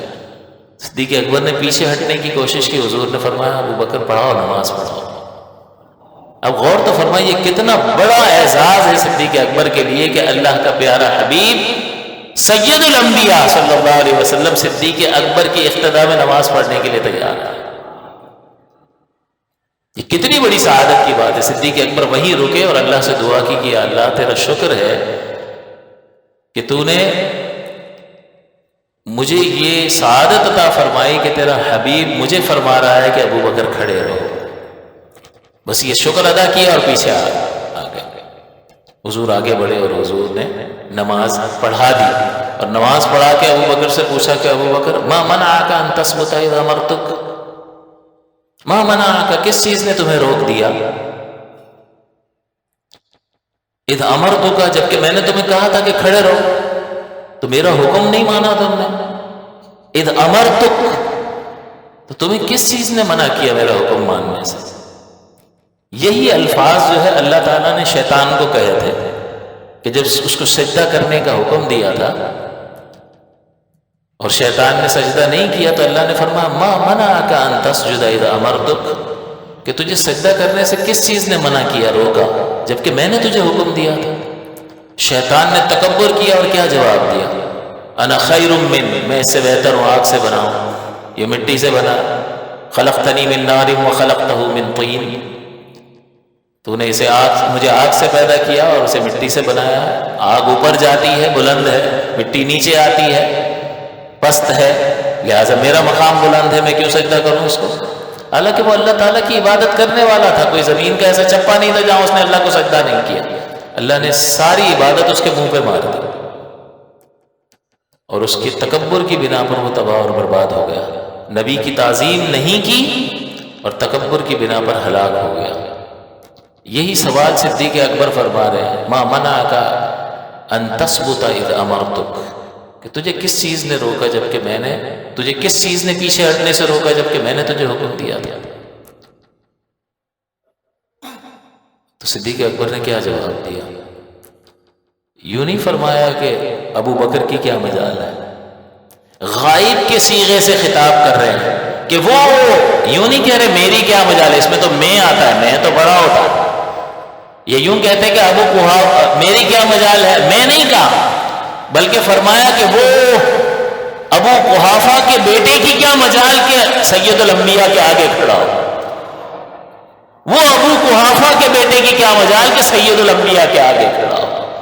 یہ ادب مصطفیٰ ہے، یہ عاجزی اور انکساری ہے صدیق اکبر رضی اللہ تعالیٰ عنہ کی کہ اللہ کے پیارے حبیب نے انہیں اپنے آگے کھڑا کر دیا. لیکن محبت اور عشق اور ادب کا تقاضا یہ تھا کہ صدیق اکبر پیچھے آ گئے اور اپنی اس محبت اور اس عقیدت کا اظہار فرمایا. اور پھر کس طرح جواب دیا کہ ابو قحافہ کے بیٹے کی کیا مجال حضور آپ کے آگے کھڑا. ایک وہ شیطان تھا، اس نے کہا مجھے آگ سے میں افضل ہوں، لیکن صدیق اکبر نے غائب کے صیغے سے میری کیا مجال بھی یہ جواب بنتا تھا، لیکن میں نہیں کہا ابو قحافہ کے بیٹے کی کیا مجال کہ وہ آپ کے آگے کھڑا. یہ صدیق اکبر کا ادب ہے. لیکن حضور انہیں اپنے موجودگی میں بھی انہیں نائب کے طور پر مقرر فرما رہے ہیں. کس طرف اشارہ تھا؟ یہ اسی جانب سارے اشارے تھے. اور حضور صلی اللہ علیہ وسلم نے یہ بھی فرمایا، امام ترمذی نے اس حدیث کو روایت کیا کہ جس قوم میں ابو بکر موجود ہو تو انہیں سزاوار نہیں ہے کہ ان کی امامت ابو بکر کے علاوہ اور کوئی کرے. امام ترمذی نے یہ حدیث روایت کی. اور حضور صلی اللہ علیہ وسلم نے جب حج فرض ہوا تو صدیق اکبر رضی اللہ تعالی عنہ کو اپنا نائب بنا کر، امیر حج بنا کر وہاں بھیجا، کیونکہ پہلا حج تھا. حضور علیہ السلام کا وصال ہونے والا ہے. 8 ہجری 9 ہجری میں حج فرض ہوا ہے، اور 10 ہجری میں 11 ہجری میں حضور کا وصال ہونا ہے. اگلے سال حضور نے حج کرنا ہے. تو پہلا حج تھا. اب یہ حضور نے سارے کام سمیٹنے ہیں. اب صرف 2 برس رہ گئے حضور کے وصال کو، کام مکمل ہو گیا، مکہ فتح ہو گیا. تو حضور علیہ السلام نے امیر حج صدیق اکبر کو بنا کر مسلمانوں کی جماعت کو صدیق اکبر کی عمارت میں حج کے لیے بھیجا. یہ کس بات کی طرف اشارہ ہے کہ رحمت دو عالم صلی اللہ علیہ وسلم کے نائب ہیں صدیق اکبر رضی اللہ تعالیٰ. ایک عورت نے حضور علیہ السلام سے سوال کیا کہ یا رسول اللہ میں آپ سے کچھ پوچھنے آؤں یا کوئی مدد کے لیے آؤں، مجھے کوئی رہنمائی درکار ہو اور آپ نہ ملیں تو میں کس کے پاس جاؤں؟ یعنی مراد یہ تھی کہ آپ وصال فرما گئے ہوں تو میں کس کے پاس جاؤں؟ تو آپ نے فرمایا ابو بکر کے پاس. تو خلیفۃ الرسول بلا فصل صدیق اکبر رضی اللہ تعالیٰ. تو یہاں بھی یہ عرض کر رہا تھا کہ اللہ کے پیارے حبیب کا ساتھ سب سے زیادہ صدیق اکبر کو میسر آیا. اور یہاں پر اللہ تعالیٰ مہر تصدیق ثبت فرما رہا ہے، ثانی اثنین اذ ہما فی الغار یقول لصاحبہ، کہ وہ 2 میں سے دوسرا جب کہ وہ دونوں غار میں تھے، یقول لصاحبہ، کہ جب اس نے اپنے یار سے کہا. اللہ تعالیٰ فرما رہا صاحب، صحابی کی سند اللہ تعالیٰ نے صدیق اکبر کو قرآن میں عطا فرمائی. تو جب اللہ تعالیٰ نے صاحب فرمایا تو یہ ساتھ کہاں سے چلتا چلا آ رہا ہے اور آج بھی ساتھ ہے. تو اللہ نے صاحب کی مہر لگا دی، ساتھی کی مہر لگا دی، تو یہ ساتھ ختم ہونے کا نام ہی نہیں لیتا. یہ سعادت ابدی طور پر صدیق اکبر کے مقدر میں آ گئی. اذ یقول لصاحبہ لا تحزن ان اللہ معنا، کہ اے صدیق اکبر ڈریے نہیں، اللہ ہمارے ساتھ. تو صدیق اکبر کو تو اپنا تو کوئی ڈر نہیں تھا کہ جب ہجرت کے لیے جا رہے ہیں تو کبھی آگے چلتے ہیں، کبھی پیچھے، کبھی دائیں کبھی بائیں. حضور نے سوال کیا کہ یہ کیا کر رہے ہو صدیق، کبھی آگے چلتے ہو کبھی پیچھے، کبھی دائیں کبھی بائیں. تو آپ نے فرمایا ہے کہ حضور مجھے جب اندیشہ ہوتا ہے کہ آگے سے کوئی گھات لگا کر بیٹھا ہوگا اور حملہ کرے گا تو میں آگے چلنے لگ جاتا ہوں تاکہ کوئی بھی وار ہو تو ابو بکر پر ہو. ہم کہتے ہیں نا قدم بڑھاؤ ہم تمہارے ساتھ ہیں، اور جب قدم بڑھاتے ہیں تو پیچھے سے بھاگ جاتا ہے. صدیق اکبر ہر جگہ پر آگے نظر آتا ہے. حضور علیہ الصلوۃ والسلام مطاف میں اعلانیہ طور پر ایک بار عبادت فرما رہے ہیں تو کفار نے حملہ کر دیا. کفار نے حملہ کر دیا. حملے میں گستاخی ہوگی یا نہیں ہوگی؟ تو ناموس رسالت کے تحفظ کے لیے ابو بکر میدان میں تشریف لے آئے.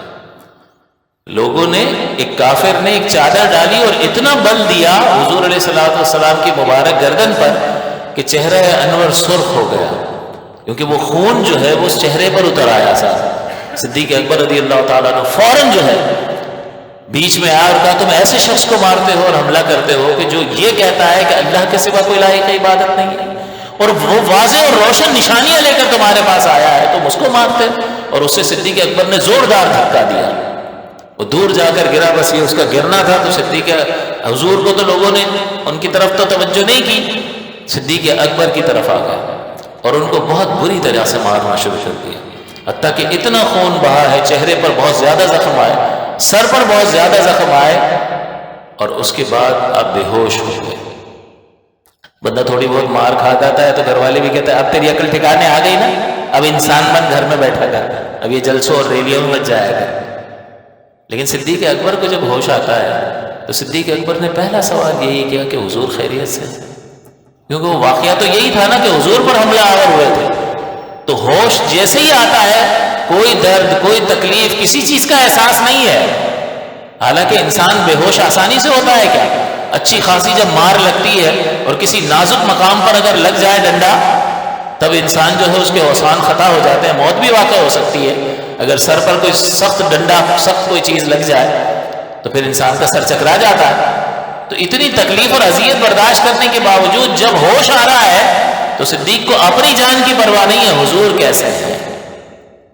حضور خیریت سے. کچھ کھانے کے لیے پینے کے لیے دیا گیا تو فرمایا جب تک حضور کو دیکھ نہیں لوں گا نہ کچھ کھاؤں گا نہ کچھ پیوں گا. تو اسی حالت میں آپ کو اٹھا کر دار ارقم لے جایا گیا اور حضور علیہ الصلوۃ والسلام نے آپ کی پیشانی پر بوسہ دیا اور اس حال میں کہ حضور کی آنکھوں سے آنسو جاری تھے. یہ ہے ابو بکر صدیق کہ جہاں ضرورت پیش آتی ہے ابو بکر پیٹ دکھا کے معاذ اللہ بھاگ نہیں جاتے بلکہ سامنے کھڑے ہوتے ہیں اور حضور علیہ الصلوۃ والسلام کی طرف توجہ کرنے والی ہر چیز کو اپنے سینے پر برداشت کرنے کے لیے تیار ہے. یہ صدیق اکبر کی شان ہے، یہ ان کی عظمت ہے، اس لیے کہ وہ جانتے تھے کہ یہ زندگی اگر اس میں چلی جائے تو یہ جان کا جانا نہیں ہے، یہی زندگی ہے. جان دی ہوئی اسی کی تھی. حق تو یہ ہے کہ حق ادا نہ ہوا. ہم تو یہاں جان دینا تو بہت دور کی بات ہے. میں عرض کر رہا ہوں کہ ہم سے تو وہ تقاضے ہی نہیں ہے. ہم سے تو بس اتنا کہا کہ سیکھو دین کو، اس ہدایت کو سمجھو. تمہیں اللہ نے اتنا زبردست ملک دے دیا پاکستان، اس میں آزادی کے ساتھ اپنے عقائد پر اپنی عبادات تم کر سکتے ہو. وہ مکے کا ماحول تو نہیں ہے نا جس میں مارے پڑ رہی ہیں. تو ہم سے وہ مطالبات نہیں ہیں، آسان ہے نسبتاً. اس دین کو سیکھو، اپنے اس جسم پر نافذ کرو، اور جو تمہاری ذمہ داری ہے اپنی اولاد تک اس دین کو منتقل کرو. اب یہ حق ہے یا نہیں ہے؟ صدیق اکبر کے سامنے حضور نے حق بیان کیا، صدیق اکبر نے فوراً قبول کر لیا. 18 برس کی عمر ہے اور صدیق اکبر حضور کے ساتھ جو ہے وہ سفر کے لیے جاتے ہیں. شروع سے دوستی ہے حضور کے ساتھ. تو آپ نے ایک جو ہے نبی کریم صلی اللہ علیہ وسلم 20 سال کی عمر ہے اور ایک درخت کے نیچے آرام فرما رہے ہیں. تو ایک راہب نے کہا کہ یہ کون شخص ہے اس درخت کے نیچے؟ تو آپ نے فرمایا میرے دوست ہیں محمد ابن عبداللہ. تو اس نے کہا یہ وہ درخت ہے کہ اس درخت کے نیچے نبی کے علاوہ کوئی آرام نہیں کرتا. یہ انبیاء کے ساتھ خاص ہے. اس کا مطلب وہ جو نبی آخر الزمان کی خبر دی گئی ہے یہ وہی نبی ہیں جن کی ہماری کتابوں میں خبر دی گئی ہے. اور یہ تمہارے دوست ہیں جیسا کہ تم کہہ رہے ہو، تو تم ہی ان کے صاحب اور ان کے بعد ان کے نائب ہوگے. صدیق اکبر نے اس چیز کو محفوظ کر لیا. پھر کافی عرصے کے بعد ایک خواب دیکھا کہ چاند نمایاں ہوا مکہ میں اور اس کے ٹکڑے ہوئے اور ہر گھر میں اس کا ایک ٹکڑا گرا اور پھر وہ ہر گھر سے جمع بھی ہو گیا. لیکن صدیق اکبر فرماتے ہیں کہ جو ٹکڑا میرے صحن میں گرا تھا وہ وہیں رہ گیا. بہرحال انہوں نے اس کی تعبیر پوچھی تو علاقے والے نے تو کہا کہ بھئی یہ اضغاث و احلام ہے، ایسے ہی جو ہے پریشان خیالیاں ہیں، اس کا کوئی اعتبار نہیں، کوئی تعبیر نہیں ہے اس کی. لیکن جب آپ کچھ عرصے کے بعد مکے سے باہر گئے، شام کے سفر پر، تو وہاں ایک راہب سے آپ نے یہ پوچھا تو اس نے کہا کہ یہ خواب تو اس بات کی علامت ہے کہ تمہارے اس شہر میں مکہ میں وہ نبی آنے والا ہے جس کا ہم بھی انتظار کر رہے ہیں، ہماری کتابوں میں جس کی خبر ہے وہ نبی تشریف لانے والا ہے، اور یہ چاند کے ٹکڑے کا تمہارے صحن میں گرنا یہ اس بات کی علامت ہے کہ تم اس کے ساتھی اور صاحب ہو گے، اور تم اس نبی کو خبر دینا جب وہاں جاؤ کہ میں اس پر ایمان لاتا ہوں، اور یہ میں نے ان کی تعریف میں چند اشعار لکھے ہیں، یہ انہیں سنا دینا۔ بہرحال صدیق اکبر تشریف لے آئے، مکہ آئے تو مکے میں آپ کو اطلاع ملی، کچھ لوگ آپ کے پاس آئے اور کہا کہ بھئی یہ تمہارے دوست محمد ابن عبداللہ، ان کو سمجھاؤ، انہوں نے اس طرح سے جو ہے نبوت کا دعویٰ کیا ہے، اور یہ ہمارے بتوں کو برا بھلا کہہ رہے ہیں، اور کہہ رہے ہیں اللہ کے سوا کوئی لائق عبادت نہیں ہے، سب باقی چیزیں باطل ہیں، تو ان کو ذرا سمجھاؤ، تمہارے دوست ہیں، تمہاری بات ذرا اچھی طرح سمجھیں گے۔ صدیق اکبر حضور کے پاس تشریف لے گئے اور پوچھا کہ آپ نے ایسا کہا ہے؟ تو حضور نے فرمایا ہاں بالکل، میں اللہ کا نبی ہوں، اور یہ ہدایت کی بات تم تسلیم کرو فلاح پاؤ گے۔ تو صدیق اکبر نے پوچھا کہ آپ کے پاس اپنی رسالت اور نبوت کی کیا دلیل ہے؟ تو حضور نے فرمایا کہ وہ خواب جو تم نے راہب سے بیان کیا تھا، اور پھر حضور نے فرمایا کہ وہ اشعار جو اس راہب نے تمہیں سنائے تھے کہ مجھے سنا دینا، اب وہ شعر بھی مجھ ہی سے سن لو۔ حضور صلی اللہ علیہ وسلم نے وہ اشعار بھی صدیق اکبر کو سنا دیا۔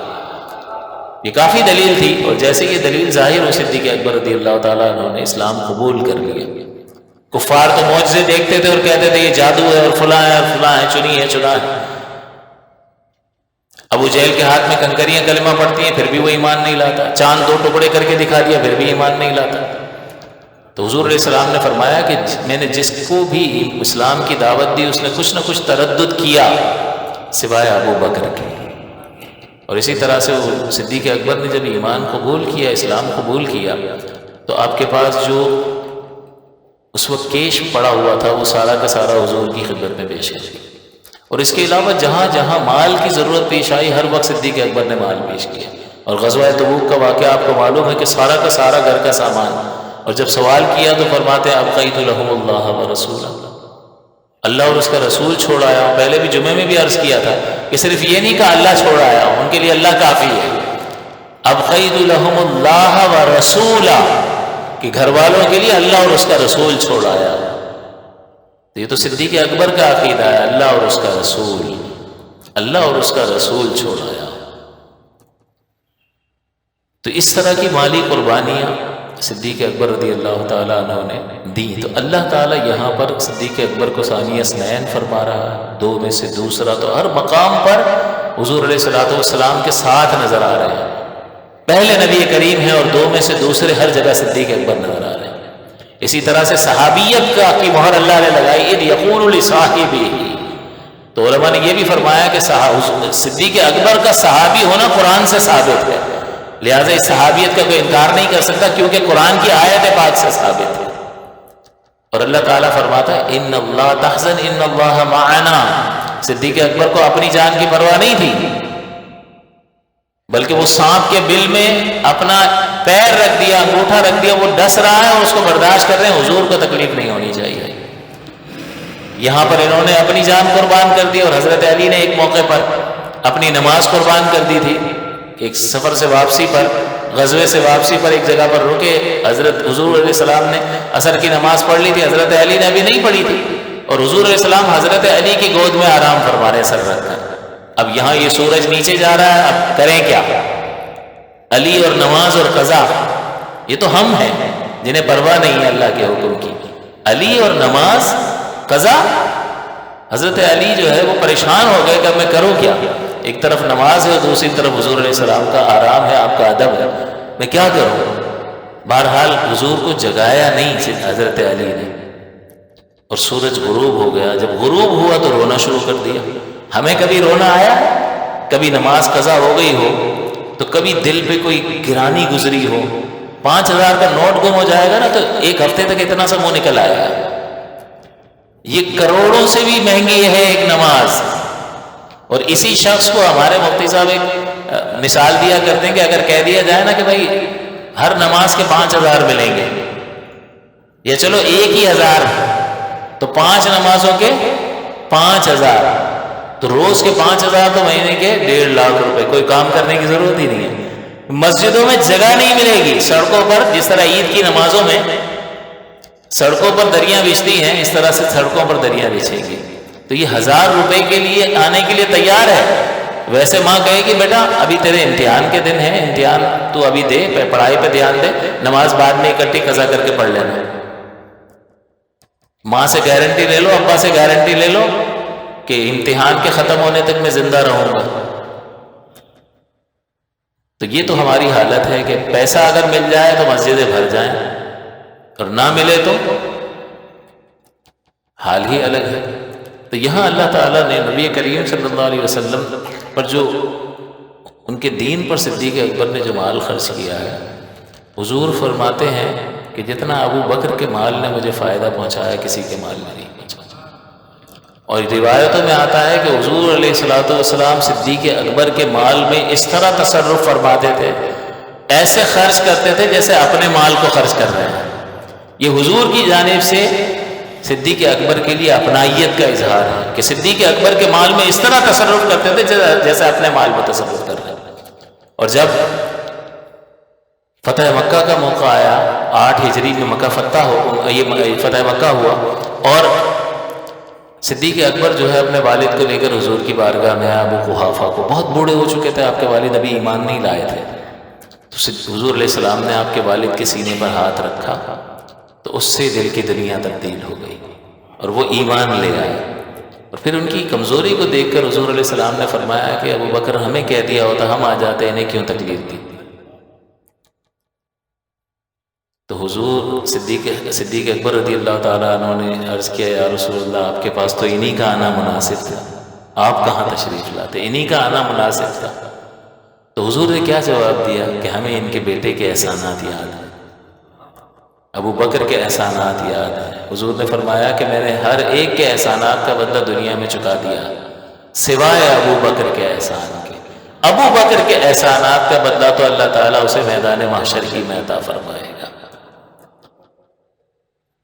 تو اب غور فرمائیے کہ صدیق اکبر کو اللہ تعالیٰ فرما رہا ہے اذ یقول لصاحبہ لا تحزن ان اللہ معنا، کہ مت ڈریے اللہ ہمارے ساتھ ہے۔ یعنی اللہ کس کے ساتھ ہے؟ معنا، ان دو کے ساتھ ہے۔ وہاں جو بیان ہو رہا ہے، ایک غار کا جو ماحول چل رہا ہے، اس میں یہ آیت پاک اتر رہی ہے ان اللہ معنا۔ بتائیے حضور اور صدیق اکبر ہیں، اس کا مطلب اللہ تعالیٰ حضور کے ساتھ ہے اور صدیق اکبر کے ساتھ ہے۔ تو جسے اللہ کی معیت حضور کے صدقے میں نصیب ہو جائے اس کا مقام کتنا بلند ہوتا ہے۔ اللہ تعالیٰ نے اپنی معیت کے لیے مختلف قسم کی صفات کو ذکر کیا، ان اللہ مع الصابرین، کہ اللہ تعالیٰ صبر کرنے والوں کے ساتھ ہے۔ تو صبر جہاں نظر آئے تو آپ صبر کو دیکھ کر یہ اندازہ لگائیں اور نتیجہ مرتب کریں کہ اللہ اس کے ساتھ ہے۔ ان اللہ مع المحسنین، اللہ تعالیٰ محسنین کے ساتھ ہے، احسان کرنے والوں کے ساتھ ہے۔ تو جہاں آپ کو یہ احسان کی خوبی نظر آئے تو آپ اندازہ لگائیں کہ اللہ ان کے ساتھ ہے۔ تو خوبیوں کو دیکھ دیکھ کر آپ اللہ تعالیٰ کی معیت اور تائید غیبی کا اندازہ لگائیں۔ یہاں اللہ تعالیٰ خوبی کو ذکر نہیں فرما رہا، بلکہ یہاں فرما رہا ان اللہ معنا، اللہ ہمارے ساتھ ہے۔ اس کا مطلب یہ ہے کہ اللہ تعالیٰ رسول اللہ کے ساتھ ہے، اللہ تعالیٰ صدیق اکبر کے ساتھ ہے۔ تو اللہ کی معیت اس ہی کو حاصل ہو سکتی ہے جو اعلیٰ درجے کا صابر ہو، جو اعلیٰ درجے کا محسن و احسان کرنے والا ہو۔ تو اللہ تعالیٰ نے اپنی معیت کا اعلان صدیق اکبر کے لیے فرما کر ہر حسن و خوبی صدیق کے لیے بیان کر دی کہ یہاں تو ہم کسی میں صبر دیکھیں گے تو سمجھیں گے کہ ساتھ ہے، کسی میں حسن اسلام پہ اچھے طریقے سے عمل کرنا دیکھیں گے، اس کو محسن ہونے کی خوبی دیکھیں گے تو ہمارا ذہن جائے گا کہ اللہ کا ساتھ ہے۔ یہاں اللہ نے خوبی نہیں دلوائی، یہاں فرمایا اللہ ہم دونوں کے ساتھ ہے، یعنی اللہ حضور کے بھی ساتھ ہے اور اللہ ابو بکر صدیق کے ساتھ بھی ہے۔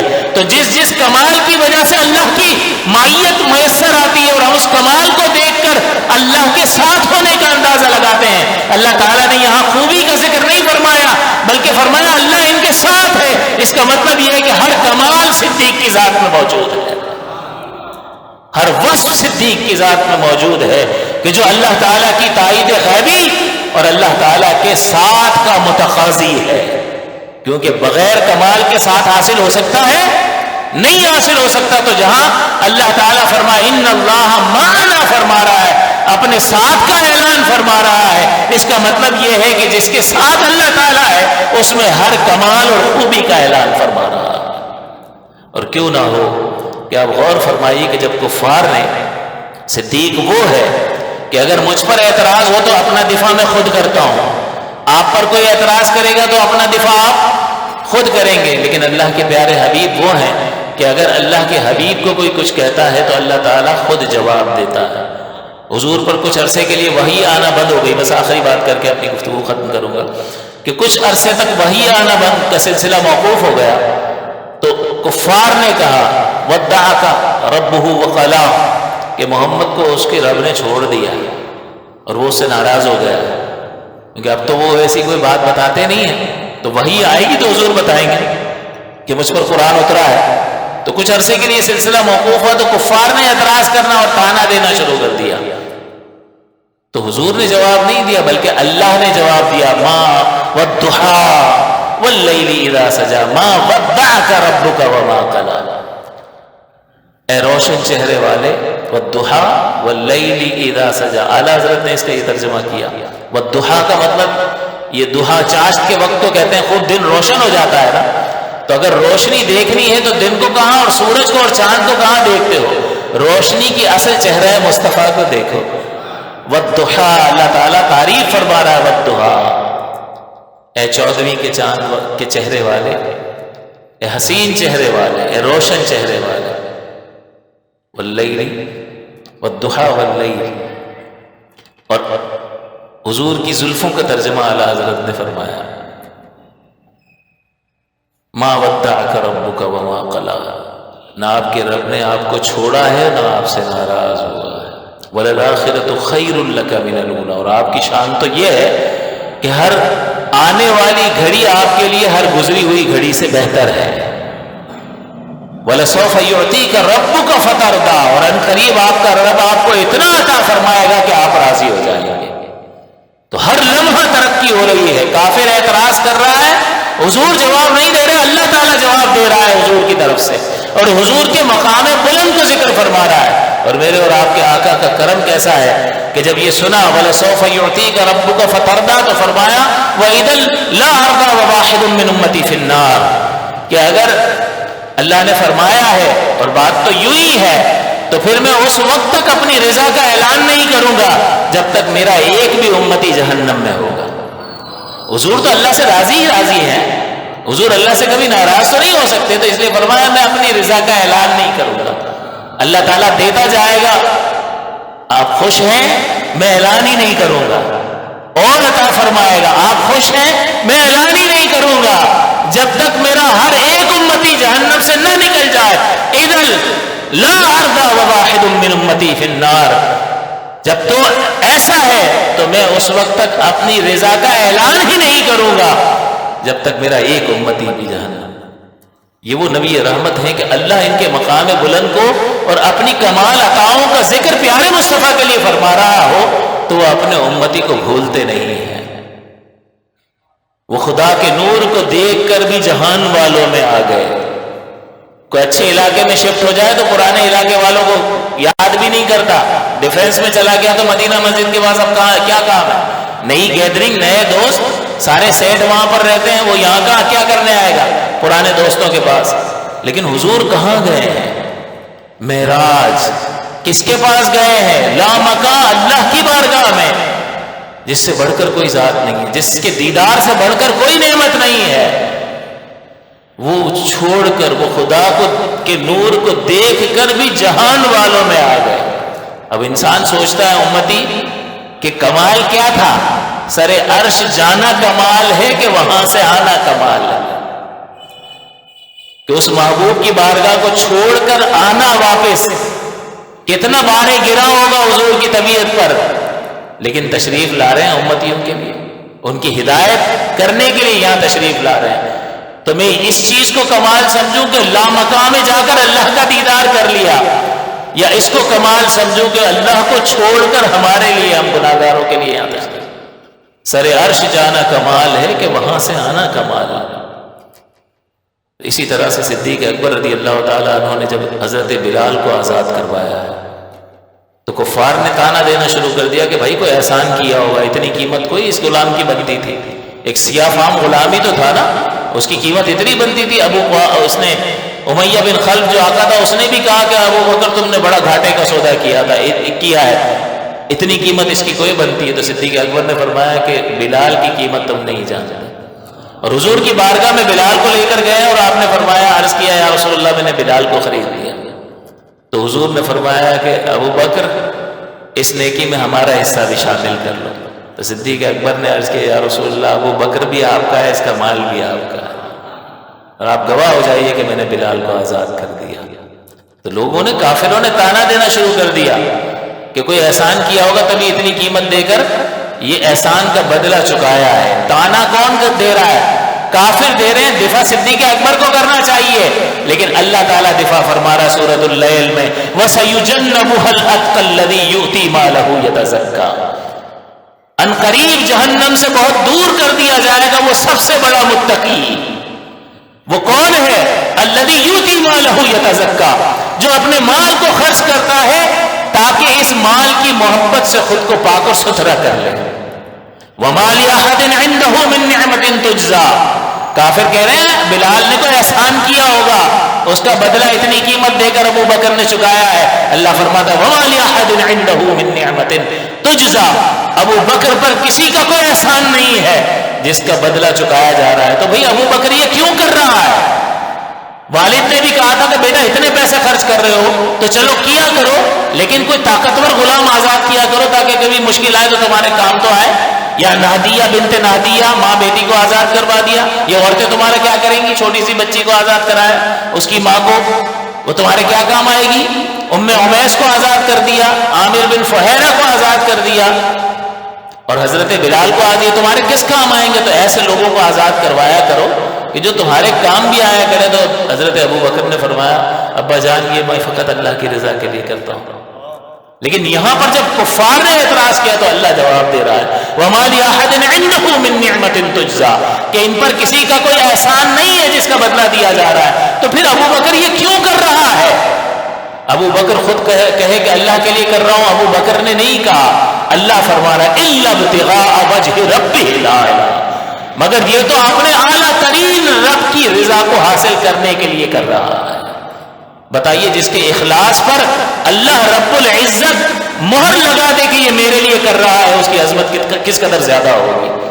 ایک تو ہم اگر کوئی عمل کریں اور کہیں کہ میں نے اللہ کے لیے کیا ہے، ہو سکتا ہے کہ کیا ہو، لیکن ایک طرف وہ کہے کہ ہاں میرے اس بندے نے میرے ہی لیے عمل کیا ہے، کس قدر بڑی عظمت پر، کس قدر عظمت پر دلالت کرتا ہے کہ جہاں پیارے مصطفیٰ علیہ السلام کا یہ مقام ذکر کیا گیا کہ کفار نے اعتراض کیا کہ محمد صلی اللہ علیہ وسلم کو ان کے رب نے چھوڑ دیا اور ناراض ہو گیا، اللہ نے جواب دیا ما ودعک ربک وما قلی۔ اسی طرح سے یہاں پر جب کفار نے صدیق اکبر کے اس عمل حسن پر تان کیا اور اعتراض کیا تو اللہ نے قرآن کی آیت اتاری وَسَيُجَنَّبُهَا الْأَتْقَى الَّذِي يُؤْتِي مَالَهُ يَتَزَكَّى وَمَا لِأَحَدٍ عِندَهُ مِن نِعْمَةٍ تُجْزَىٰ إِلَّا ابْتِغَاءَ وَجْهِ رَبِّهِ الْأَعْلَىٰ وَلَسَوْفَ يَرْضَىٰ، ان قریب وہ راضی ہوگا۔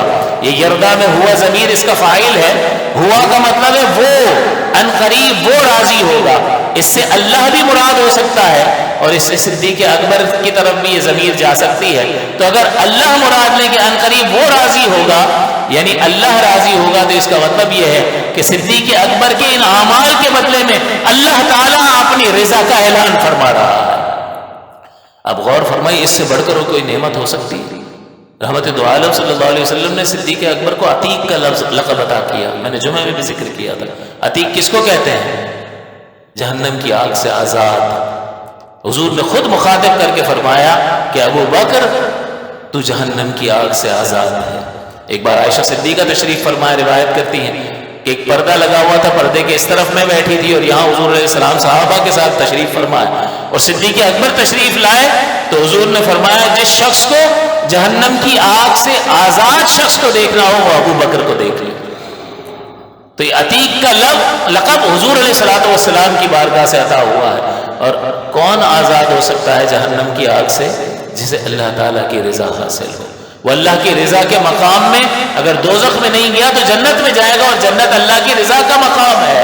ہر ایک اللہ تعالیٰ کی رضا کا پروانہ چاہتا ہے۔ اللہ فرماتا ہے وَلَسَوْفَ يَرْضَىٰ، صدیق کے لیے اللہ تعالیٰ اپنی رضا کا اعلان فرما رہا ہے۔ مفسرین اکثر مفسرین نے ان آیات کا شان نزول یہی بیان فرمایا کہ یہ صدیق اکبر رضی اللہ تعالیٰ عنہ کی عظمت پر دلالت کرتی۔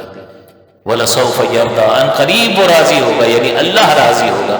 اگر اس ہوا ضمیر سے صدیق اکبر مراد لیے جائیں، ان قریب وہ راضی ہوگا یعنی ابو بکر راضی ہو جائے گا، یعنی اس کے اس اخلاص کے نتیجے میں اللہ تعالیٰ اس کو وہ نعمتیں اور وہ انعامات اور وہ اعزاز عطا فرمائے گا کہ ان قریب ابو بکر راضی ہو جائے گا۔ اور جب ابو بکر نے سارا مال غزوہ تبوک کے موقع پر دے دیا اور آپ نے ایک ایسا لباس پہن لیا جو صرف جسم کو ڈھکنے کے لیے کافی تھا، اور کانٹوں سے جو ہے اس کو جسم پر روک لیا، بٹن بھی نہیں تھے، بٹن بھی نکال کر صدقے میں دے دیے، یعنی اس مال غنیمت میں جمع کروا دیے، تو جبریل امین جو ہے وہ حضور کے پاس تشریف لائے اور اسی لباس میں تھے جس لباس میں صدیق اکبر۔ تو حضور نے فرمایا جبریل یہ کیا ہے؟ تو انہوں نے عرض کیا کہ اللہ تعالیٰ کو صدیق اکبر کی ادا اس قدر پسند آئی کہ اللہ تعالیٰ نے یہ اعلان فرما دیا آسمان پہ کہ آج سب یہی لباس اختیار کریں۔ اور اللہ تعالیٰ ابو بکر پر سلام بھیج رہا ہے حضور، اور اللہ تعالیٰ پوچھ رہا ہے کہ ابو بکر سب کچھ لٹانے کے بعد اپنے رب سے راضی ہو؟ صدیق اکبر زار و قطار رونے لگ گئے، اور آپ نے فرمایا حضور میرے رب سے کہیں ابو بکر راضی ہے، ابو بکر راضی ہے، ابو بکر راضی ہے۔ ذرا اس سے پوچھ کر بتا دیں کہ وہ ابو بکر سے راضی ہے یا نہیں۔ تو یہ ابو بکر صدیق کی عظمت کا عالم ہے کہ جس کی عظمت کے ڈنکے قرآن بجا رہا ہے، جن کی صحابیت کا اعلان قرآن کر رہا ہے۔ اور میں نے آپ کی خدمت میں عرض کیا کہ کوئی بھی عمل انسان کر لے صحابی کے برابر نہیں ہو سکتا۔ وہ شخص صحابی ہے کہ جس نے ایک لمحہ بھر، ایک نگاہ بھر کر حضور کو ایمان کی حالت میں دیکھا اور پھر ایمان کی حالت میں اس دنیا سے رخصت ہو گیا، یا اس نے صحبت اٹھائی، وہ دیکھ نہیں سکتا تھا، تھوڑی دیر بیٹھا اور صحبت اٹھائی حضور کی ایمان کی حالت میں، اور پھر ایمان ہی کی حالت میں وہ اس دنیا سے رخصت ہو گیا، وہ صحابی ہے۔ اور صحابی کے مرتبے پر کوئی نہیں پہنچ سکتا، کوئی غوث، کوئی قطب، کوئی ابدال حضور کے اس تھوڑی سی دیر کے ساتھ کی وجہ سے جو مقام و مرتبہ صحابی کو حاصل ہے اس کے مقام و مرتبے تک کوئی نہیں پہنچ سکتا۔ تو آپ بتائیے کہ یہ ساتھ جس کو جتنا زیادہ میسر آتا رہے اس کی عظمت کا ٹھکانہ کوئی ہو سکتا ہے؟ اور جو 3 راتیں صدیق اکبر نے غار میں رحمت دو عالم صلی اللہ علیہ وسلم سے برکات حاصل کی ہیں، وہ دینے والا جانتا ہے کہ اس نے کیا دیا، یا لینے والا جانتا ہے کہ کیا برکتیں اڈیلی ہیں۔ جب کفار مکہ صحابہ پر، غلاموں پر ظلم کر رہے ہیں، کوڑے مار رہے ہیں، گرم سلاخوں سے داغ رہے ہیں، میں نے جمعے میں بھی عرض کیا تھا، کون سی طاقت تھی؟ وہ غلام جن کو کوئی سہولت میسر نہیں رہی ساری زندگی، اتنی طاقت کہاں سے آ گئی کہ اتنی مار کھانے کے بعد بھی وہ کلمہ کفر نہیں بولتے اور ایک ہی بات کرتے احد احد احد احد۔ وہ کیا تھا؟ بس وہ نگاہ مصطفیٰ تھی کہ پیارے مصطفیٰ علیہ الصلوۃ والسلام کے مقدس لبہائے مبارکہ سے اللہ کا پاک کلام جب انہوں نے سنا تو دل کی دنیا بدل گئی، اور ایسی حقیقت واضح ہو گئی کہ انہیں معلوم ہو گیا کہ دنیا کی ہر شے اللہ اور اس کے رسول کے مقابلے میں ہیچ ہے، اس کی کوئی قیمت نہیں ہے۔ تو بس اب وہ لذتیں محسوس کر رہے ہیں، درد اور تکلیف جھیل رہے ہیں، لیکن دین کو چھوڑنے کے لیے تیار نہیں ہے۔ یہ نگاہ مصطفیٰ کا کرم تھا، یہ فضل تھا، یہ کمال تھا کہ ان کی زندگی ایسی تبدیل ہوئی کہ اب چاہے ٹکڑے ٹکڑے بھی کر دیے جائیں دین سے پھرنے کے لیے تیار نہیں ہے۔ عمار بن یاسر کو اتنی تکلیفیں دی گئی، ان کی زوجہ یاسر کی سمیہ حضرت سمیہ، ان کی شرمگاہ میں نیزہ مار کر شہید کیا گیا۔ ابو جہل مار رہا تھا، کوڑے مار رہا تھا، تھوک دیا آپ نے اس کے چہرے پر، وہ برا بھلا معاذ اللہ حضور علیہ السلام کو کہہ رہا تھا تو آپ نے اس کے چہرے پر تھوک دیا، تو اس نے نیزہ اٹھایا اور شہید کر دیے. اسلام کی سب سے پہلی شہیدہ ہیں. مار کھا رہی ہیں. مار کھاتے ہوئے تو بندہ کہتا ہے بھائی خاموش ہو جاؤ، یہ مارے گا زیادہ، جتنا بولوں گا اتنا مار. لیکن جب وہ حضور کے بارے میں کچھ کہتا تھا تو صحابہ خاموش نہیں رہتے تھے، فوراً دفاع کے لیے آگے آتے تھے کہ ان کا رخ جو ہے حضور سے ہٹ کر ہماری طرف ہو جائے. جو کہنا ہے یہاں کہو، اگر مارنا ہے تو یہاں مارو، حملہ کرنا ہے تو یہاں کرو. یہ وہ نگاہ مصطفیٰ کا اثر تھا جس نے دل کی دنیا کو بدل کے رکھ دیا اور اتنی طاقت پیدا کر دی کہ ہر اذیت برداشت کرنے کے لیے تیار ہے. اس لیے کہ وہ اس حقیقت کو جان گئے کہ اللہ رب العزت ہر شے کا پیدا کرنے والا ہے. اسی کے لیے اگر یہ جان قربان کر دی تو یہ ٹھکانے لگ گیا معاملہ، یہ صحیح جگہ انویسٹمنٹ ہو گئی. تو اب غور فرمائیے کہ جس نے تھوڑی صحبت حاصل کی اس کے مقام و مرتبے کو کوئی نہیں پہنچ سکتا. خود حضور نے فرمایا کہ میرا صحابی ایک مٹھ جو خیرات کر دے اور آنے والا امتی احد پہاڑ کے برابر سونا خیرات کر دے، میرے صحابی کے ایک مٹھ جو خیرات کیے ہوئے کے برابر نہیں پہنچ سکتا. اب کہاں احد پہاڑ 3 میل کی مسافت تک کا اتنا بڑا پہاڑ، اتنا سونا کسی کے پاس ہو سکتا ہے؟ اور ہوگا تو وہ دے گا، وہ خرچ کرے گا اللہ کی راہ میں، بہت مشکل ہے. لیکن اگر دے بھی دے تب بھی صحابی کے اس مقام کو نہیں پہنچ سکتا. کیا وجہ ہے بھائی؟ کیوں؟ اس لیے کہ اس نے نگاہ مصطفیٰ کو دیکھا. اس کی نگاہ نے چہرہ مصطفیٰ کو دیکھ رکھا ہے، اور اس چہرہ مصطفیٰ کے دیکھنے کی وہ برکت حاصل ہوئی ہے کہ اب کوئی اور عمل جو ہے کسی شخص میں وہ برکات پیدا نہیں کر سکتا ہے جو نبی کی صحبت میں ایک صحابی کے اندر پیدا ہو جاتی ہے. تو غار حرا میں جب 3 دن تک حضور علیہ الصلوۃ والسلام توجہ فرما رہے ہیں، صدیق اکبر کے زانوں پر آرام فرما رہے ہیں، تو حضرت علی کے بارے میں عرض کر رہا تھا کہ انہوں نے نماز قربان کر دی، اور جب نماز قضا ہو گئی حضرت علی رونے لگے اور آنسو حضور کے چہرے پر گرے تو حضور بیدار ہو گئے. اور پھر حضور نے فرمایا کیا ہوا علی؟ تو فرمایا کہ عرض کیا حضور نماز قضا ہو گئی. تو حضور نے فرمایا ادا پڑھنا چاہتے ہو یا قضا؟ حضور ادا ہو جائے تو کیا بات ہے. سورج کو حکم دیا، سورج الٹے پاؤں پلٹے، چاند اشارے سے ہو چاک، اندھے منکر دیکھ لے قدرت رسول اللہ کی. تو حضرت علی نے نماز قربان کر دی اور صدیق اکبر نے غار میں اپنی جان قربان کر دی. اعلیٰ حضرت فرماتے ہیں کہ انہوں نے تو کر دیا جو کر سکتے تھے. ہاں وہ الگ بات ہے، ہاں تو نے انہیں جان، انہیں پھیر دی نماز، پر وہ تو کر چکے تھے جو کرنی بشر کی ہے. جو ان کے ہاتھ میں تھا وہ انہوں نے داؤ پر لگا دیا، وہ قربان کر دیا حضور کے نام پر، اور حضور زانو اقدس پہ آرام فرما رہے ہیں. تو یہ کس قدر برکت کی بات ہوگی کہ حضور کا چہرہ مبارک کسی کے گود میں رکھا ہو اور وہ حضور کے دیدار سے مشرف ہو رہا ہو. صدیق اکبر سے پوچھا گیا کہ آپ کو کون سی چیز دنیا میں پسند ہے؟ تو فرمایا کہ ایک ہی چیز پسند ہے، حضور علیہ الصلوۃ والسلام کے چہرہ مبارک کو دیکھتے رہنا.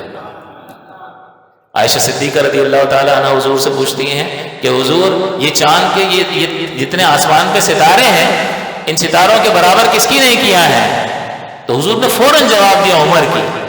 اس کا مطلب میرے آقا کو پتا ہے کہ تاروں کی گنتی کتنی ہے، عمر کے نامہ اعمال میں اس کی نیکیاں کتنی ہے یہ بھی پتا ہے، اور موازنہ کر کے فوراً بتا دیا عمر کی ہے.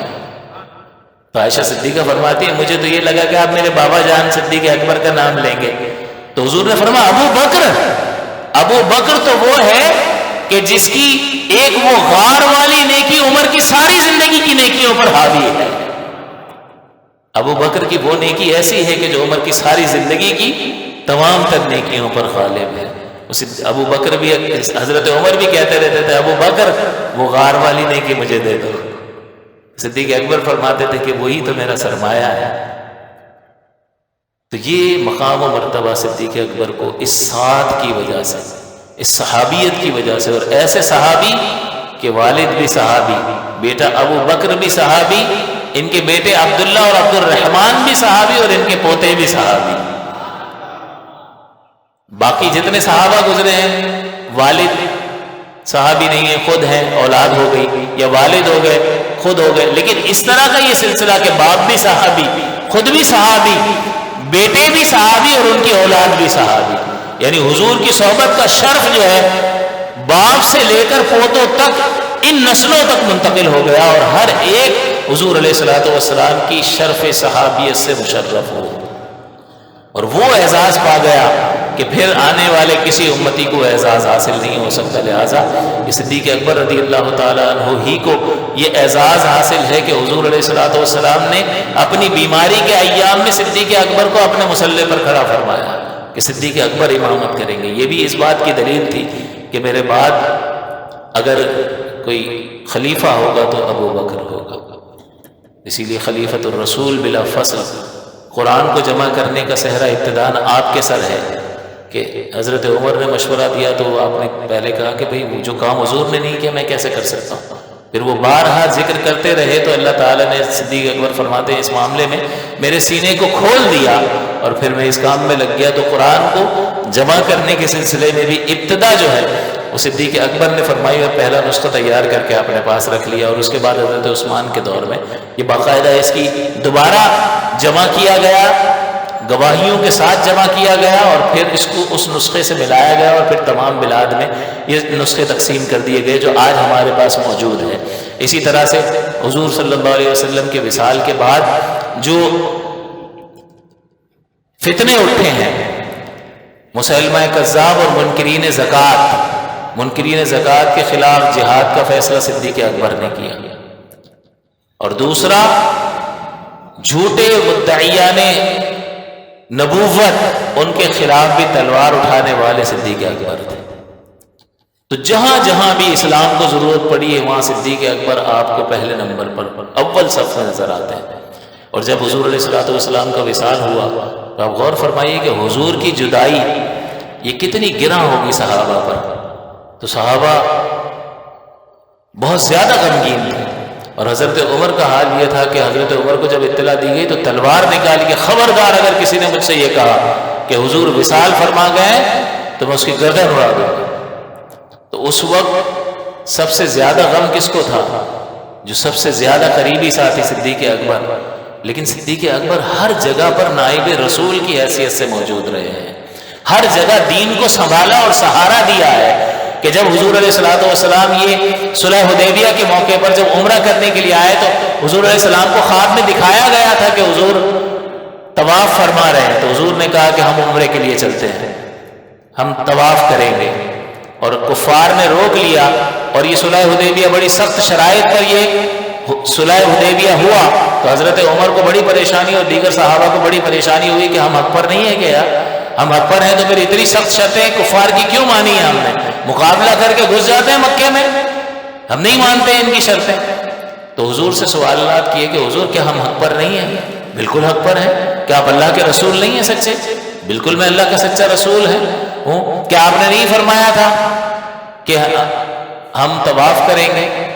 تو حضور نے فرمایا ہاں فرمایا تھا. تو پھر حضور اس طرح کا معاہدہ کر کے واپس کیوں جا رہے ہیں؟ تو حضور نے فرمایا کہ میں نے یہ کوئی کہا تھا کہ اسی طرح طواف کریں گے، میں نے کہا تھا طواف کریں گے. تو طواف انشاءاللہ ضرور کریں گے کسی نہ کسی سال میں. اب وہ حضرت عمر کی بے قراری ختم نہیں ہو رہی. وہ باہر تشریف لائے تو صدیق اکبر سے ملاقات ہو گئی تو ان سے بھی یہی سوالات کر ڈالے کہ کیا ہم حق پر نہیں ہیں؟ تو جو جوابات حضور علیہ السلام نے حضرت عمر کو دیے تھے لفظ با لفظ، صدیق اکبر نے حضور کے نائب بننے کے مرحلے کو ظاہر کیا. ایک نائب کی حیثیت سے اور ایک لیڈرشپ کی دی ہے صدیق اکبر نے، اور لیڈر بن کر سہارا دینے والا بن کر سامنے آیا. اپنا گھر سمجھا ہے نا، دین کو اپنا سمجھا ہے. تو اگر کوئی تذبذب اور بے قراری پیدا ہو رہی ہے تو اول درجے میں آ کر پہلی صف میں آ کر کھڑے ہو گئے ہیں. تو کہا بالکل ہم حق پر ہیں. کیا یہ حضور صلی اللہ علیہ وسلم اللہ کے سچے رسول نہیں؟ بالکل یہ اللہ کے سچے رسول. اور حضور سے انہوں نے یہ بھی سوال کیا تھا کہ پھر ہم کیوں اس طرح کا معاہدہ کر رہے ہیں؟ تو حضور نے فرمایا کہ عمر میں اللہ کا رسول ہوں، اللہ کی بات کے خلاف نہیں کرتا. بہرحال وہ چلے گئے اور اب یہ صدیق اکبر سے سوال کر رہے ہیں ہم حق پر نہیں ہیں؟ بالکل حق پر ہیں. حضور کیا اللہ کے سچے رسول نہیں ہیں؟ بالکل وہ اللہ کے سچے رسول ہیں. کیا حضور نے یہ نہیں کہا تھا ہم طواف کریں گے؟ صدیق اکبر نے کہا ہاں کہا تو تھا، بالکل کہا تھا. بولا کیوں طواف نہیں کرنے جا رہے، کیوں ہم یہ جو ہے معاہدہ کر رہے ہیں؟ آپ نے فرمایا حضور نے یہ کب کہا تھا کہ اسی سال کریں گے؟ حضور نے فرمایا تھا طواف کریں گے تو کسی نہ کسی سال کر لیں گے. حضور کا کہا ہوا سچا ہے، لیکن جب ذکر نہیں کیا اس سال کا تو اس سال کا حکم ہم نہیں لگا سکتے ہیں. تو پھر کہا کہ ہم کیوں ایسا معاہدہ کر رہے ہیں دب کر؟ تو آپ نے فرمایا کہ وہ اللہ کے رسول ہیں، اللہ کے خلاف نہیں جاتے، جو اللہ کا حکم ہوتا ہے اس کے مطابق نہیں۔ تو وہاں جب قوم میں تذبذب پیدا ہونے لگ گیا تو صدیق اکبر جو ہے وہ کھڑے ہو کر قوم کو سہارا دے رہے ہیں اور لیڈرشپ دے رہے ہیں۔ یہی وجہ ہے، یہی کردار صدیق اکبر کا حضور کی وفات کے موقع پر سامنے آ رہا کہ حضرت عمر جیسی شخصیت جو ہے وہ بالکل اپنے آپے سے باہر ہے، اور ایسا غلبہ ہے غم کا کہ وہ تلوار نکال کر کہتے ہیں جس نے کہا کہ حضور وصال فرما کے میں اس کی گردن اڑا دوں گا۔ تو صدیق اکبر رضی اللہ تعالیٰ عنہ نے اس وقت کھڑے ہوئے اور ایک بہترین خطبہ ارشاد فرمایا۔ سب سے زیادہ غم صدیق اکبر کو ہے، لیکن اس غم کے ہونے کے باوجود اس پیارے دوست کے اور اپنے آقا کے بچھڑ جانے کا جو اپنا غم ہے وہ اپنے مقام پر، لیکن اس کے باوجود اپنے آپ کو بھی سنبھالا، ہوش و حواس میں رہے اور قوم کو سہارا دیا، اور قرآن کی آیت پڑھی کہ وما محمد الا رسول، کہ محمد صلی اللہ علیہ وسلم اللہ کے رسول ہیں، اور اس سے پہلے جتنے رسول آئے قد خلت من قبلہ الرسل، اور اس سے پہلے جو بھی رسول آئے وہ واپس گئے ہیں، انہیں اپنا کام پورا کر کے واپس جانا ہی تھا اور واپس چلے گئے۔ تو کیا اگر کوئی رسول جو ہے افئن ماتا او قتلا، کہ کیا اللہ کا رسول اگر وفات پا جائے یا اسے قتل کر دیا جائے تو کیا تم الٹے پیروں پھر جاؤ گے دین سے؟ اور جو دین سے الٹے پیر پھر جائے گا تو وہ اپنا ہی نقصان کرے گا۔ تو جب یہ آیت صدیق اکبر نے قرآن کی پڑھی ہے اور بہترین خطبہ ارشاد فرمایا تو سب کے ہوش ٹھکانے آ گئے، اور حضرت عمر رضی اللہ تعالیٰ عنہ فرماتے ہیں کہ یہ آیت ایسی ہے کہ ایسا مجھے محسوس ہوتا تھا کہ آج ہی نازل ہوئی ہے، بالکل میرے ذہن سے تو یہ آیت ہی نکل گئی تھی۔ صدیق اکبر رضی اللہ تعالیٰ عنہ نے ایسے موقع پر قوم کو سہارا دیا اور سنبھالا، اور حضور علیہ الصلوۃ والسلام نے ہر مقام پر صدیق اکبر کو اپنا نائب مقرر کیا۔ اپنی بیماری کے ایام میں نماز صدیق اکبر پڑھا رہے ہیں، حج کے لیے امیر بنا کر صدیق اکبر کو بھیجا، اور یہ فرمایا کہ جس قوم میں ابو بکر موجود ہو تو اس قوم کے لیے سزاوار نہیں ہے کہ ابو بکر کے علاوہ کوئی دوسرا ان کی امامت کرے۔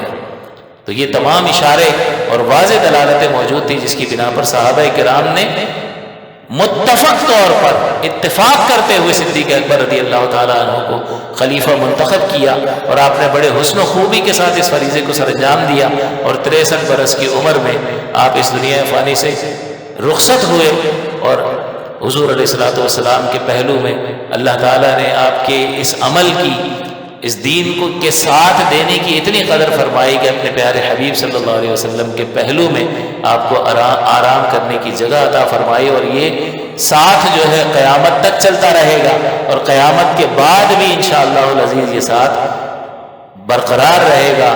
قربان جائے صدیق اکبر کی شان اور ان کی عظمت کے، اور ہمیں اپنے بچوں کو صدیق اکبر کی عظمت سکھانی چاہیے، ان کے دلوں میں صدیق اکبر رضی اللہ تعالیٰ عنہ کی عظمت اور ان کی محبت اور دین کے لیے ان کی خدمات کو بارہا ذکر کرنا چاہیے، تاکہ ہمارا چھوٹا بچہ بھی اس کو بھی کہا جائے تو وہ صدیق اکبر کے فضائل اور مناقب کی بنیادی اور بڑی بڑی باتیں ذکر کرنے کے قابل ہو۔ اللہ تعالیٰ سے دعا ہے کہ اللہ تعالیٰ ہمیں ان نفوس قدسیہ کے نہ صرف ذکر کرنے کی بلکہ ان کے اس طرز عمل کو اور دین کے لیے ان کی خدمات کو سراہتے ہوئے اس جذبے کو اپنے دل میں بھی پیدا کرنے کی توفیق عطا فرمائے۔ آمین وآخر دعوانا الحمدللہ رب العالمین۔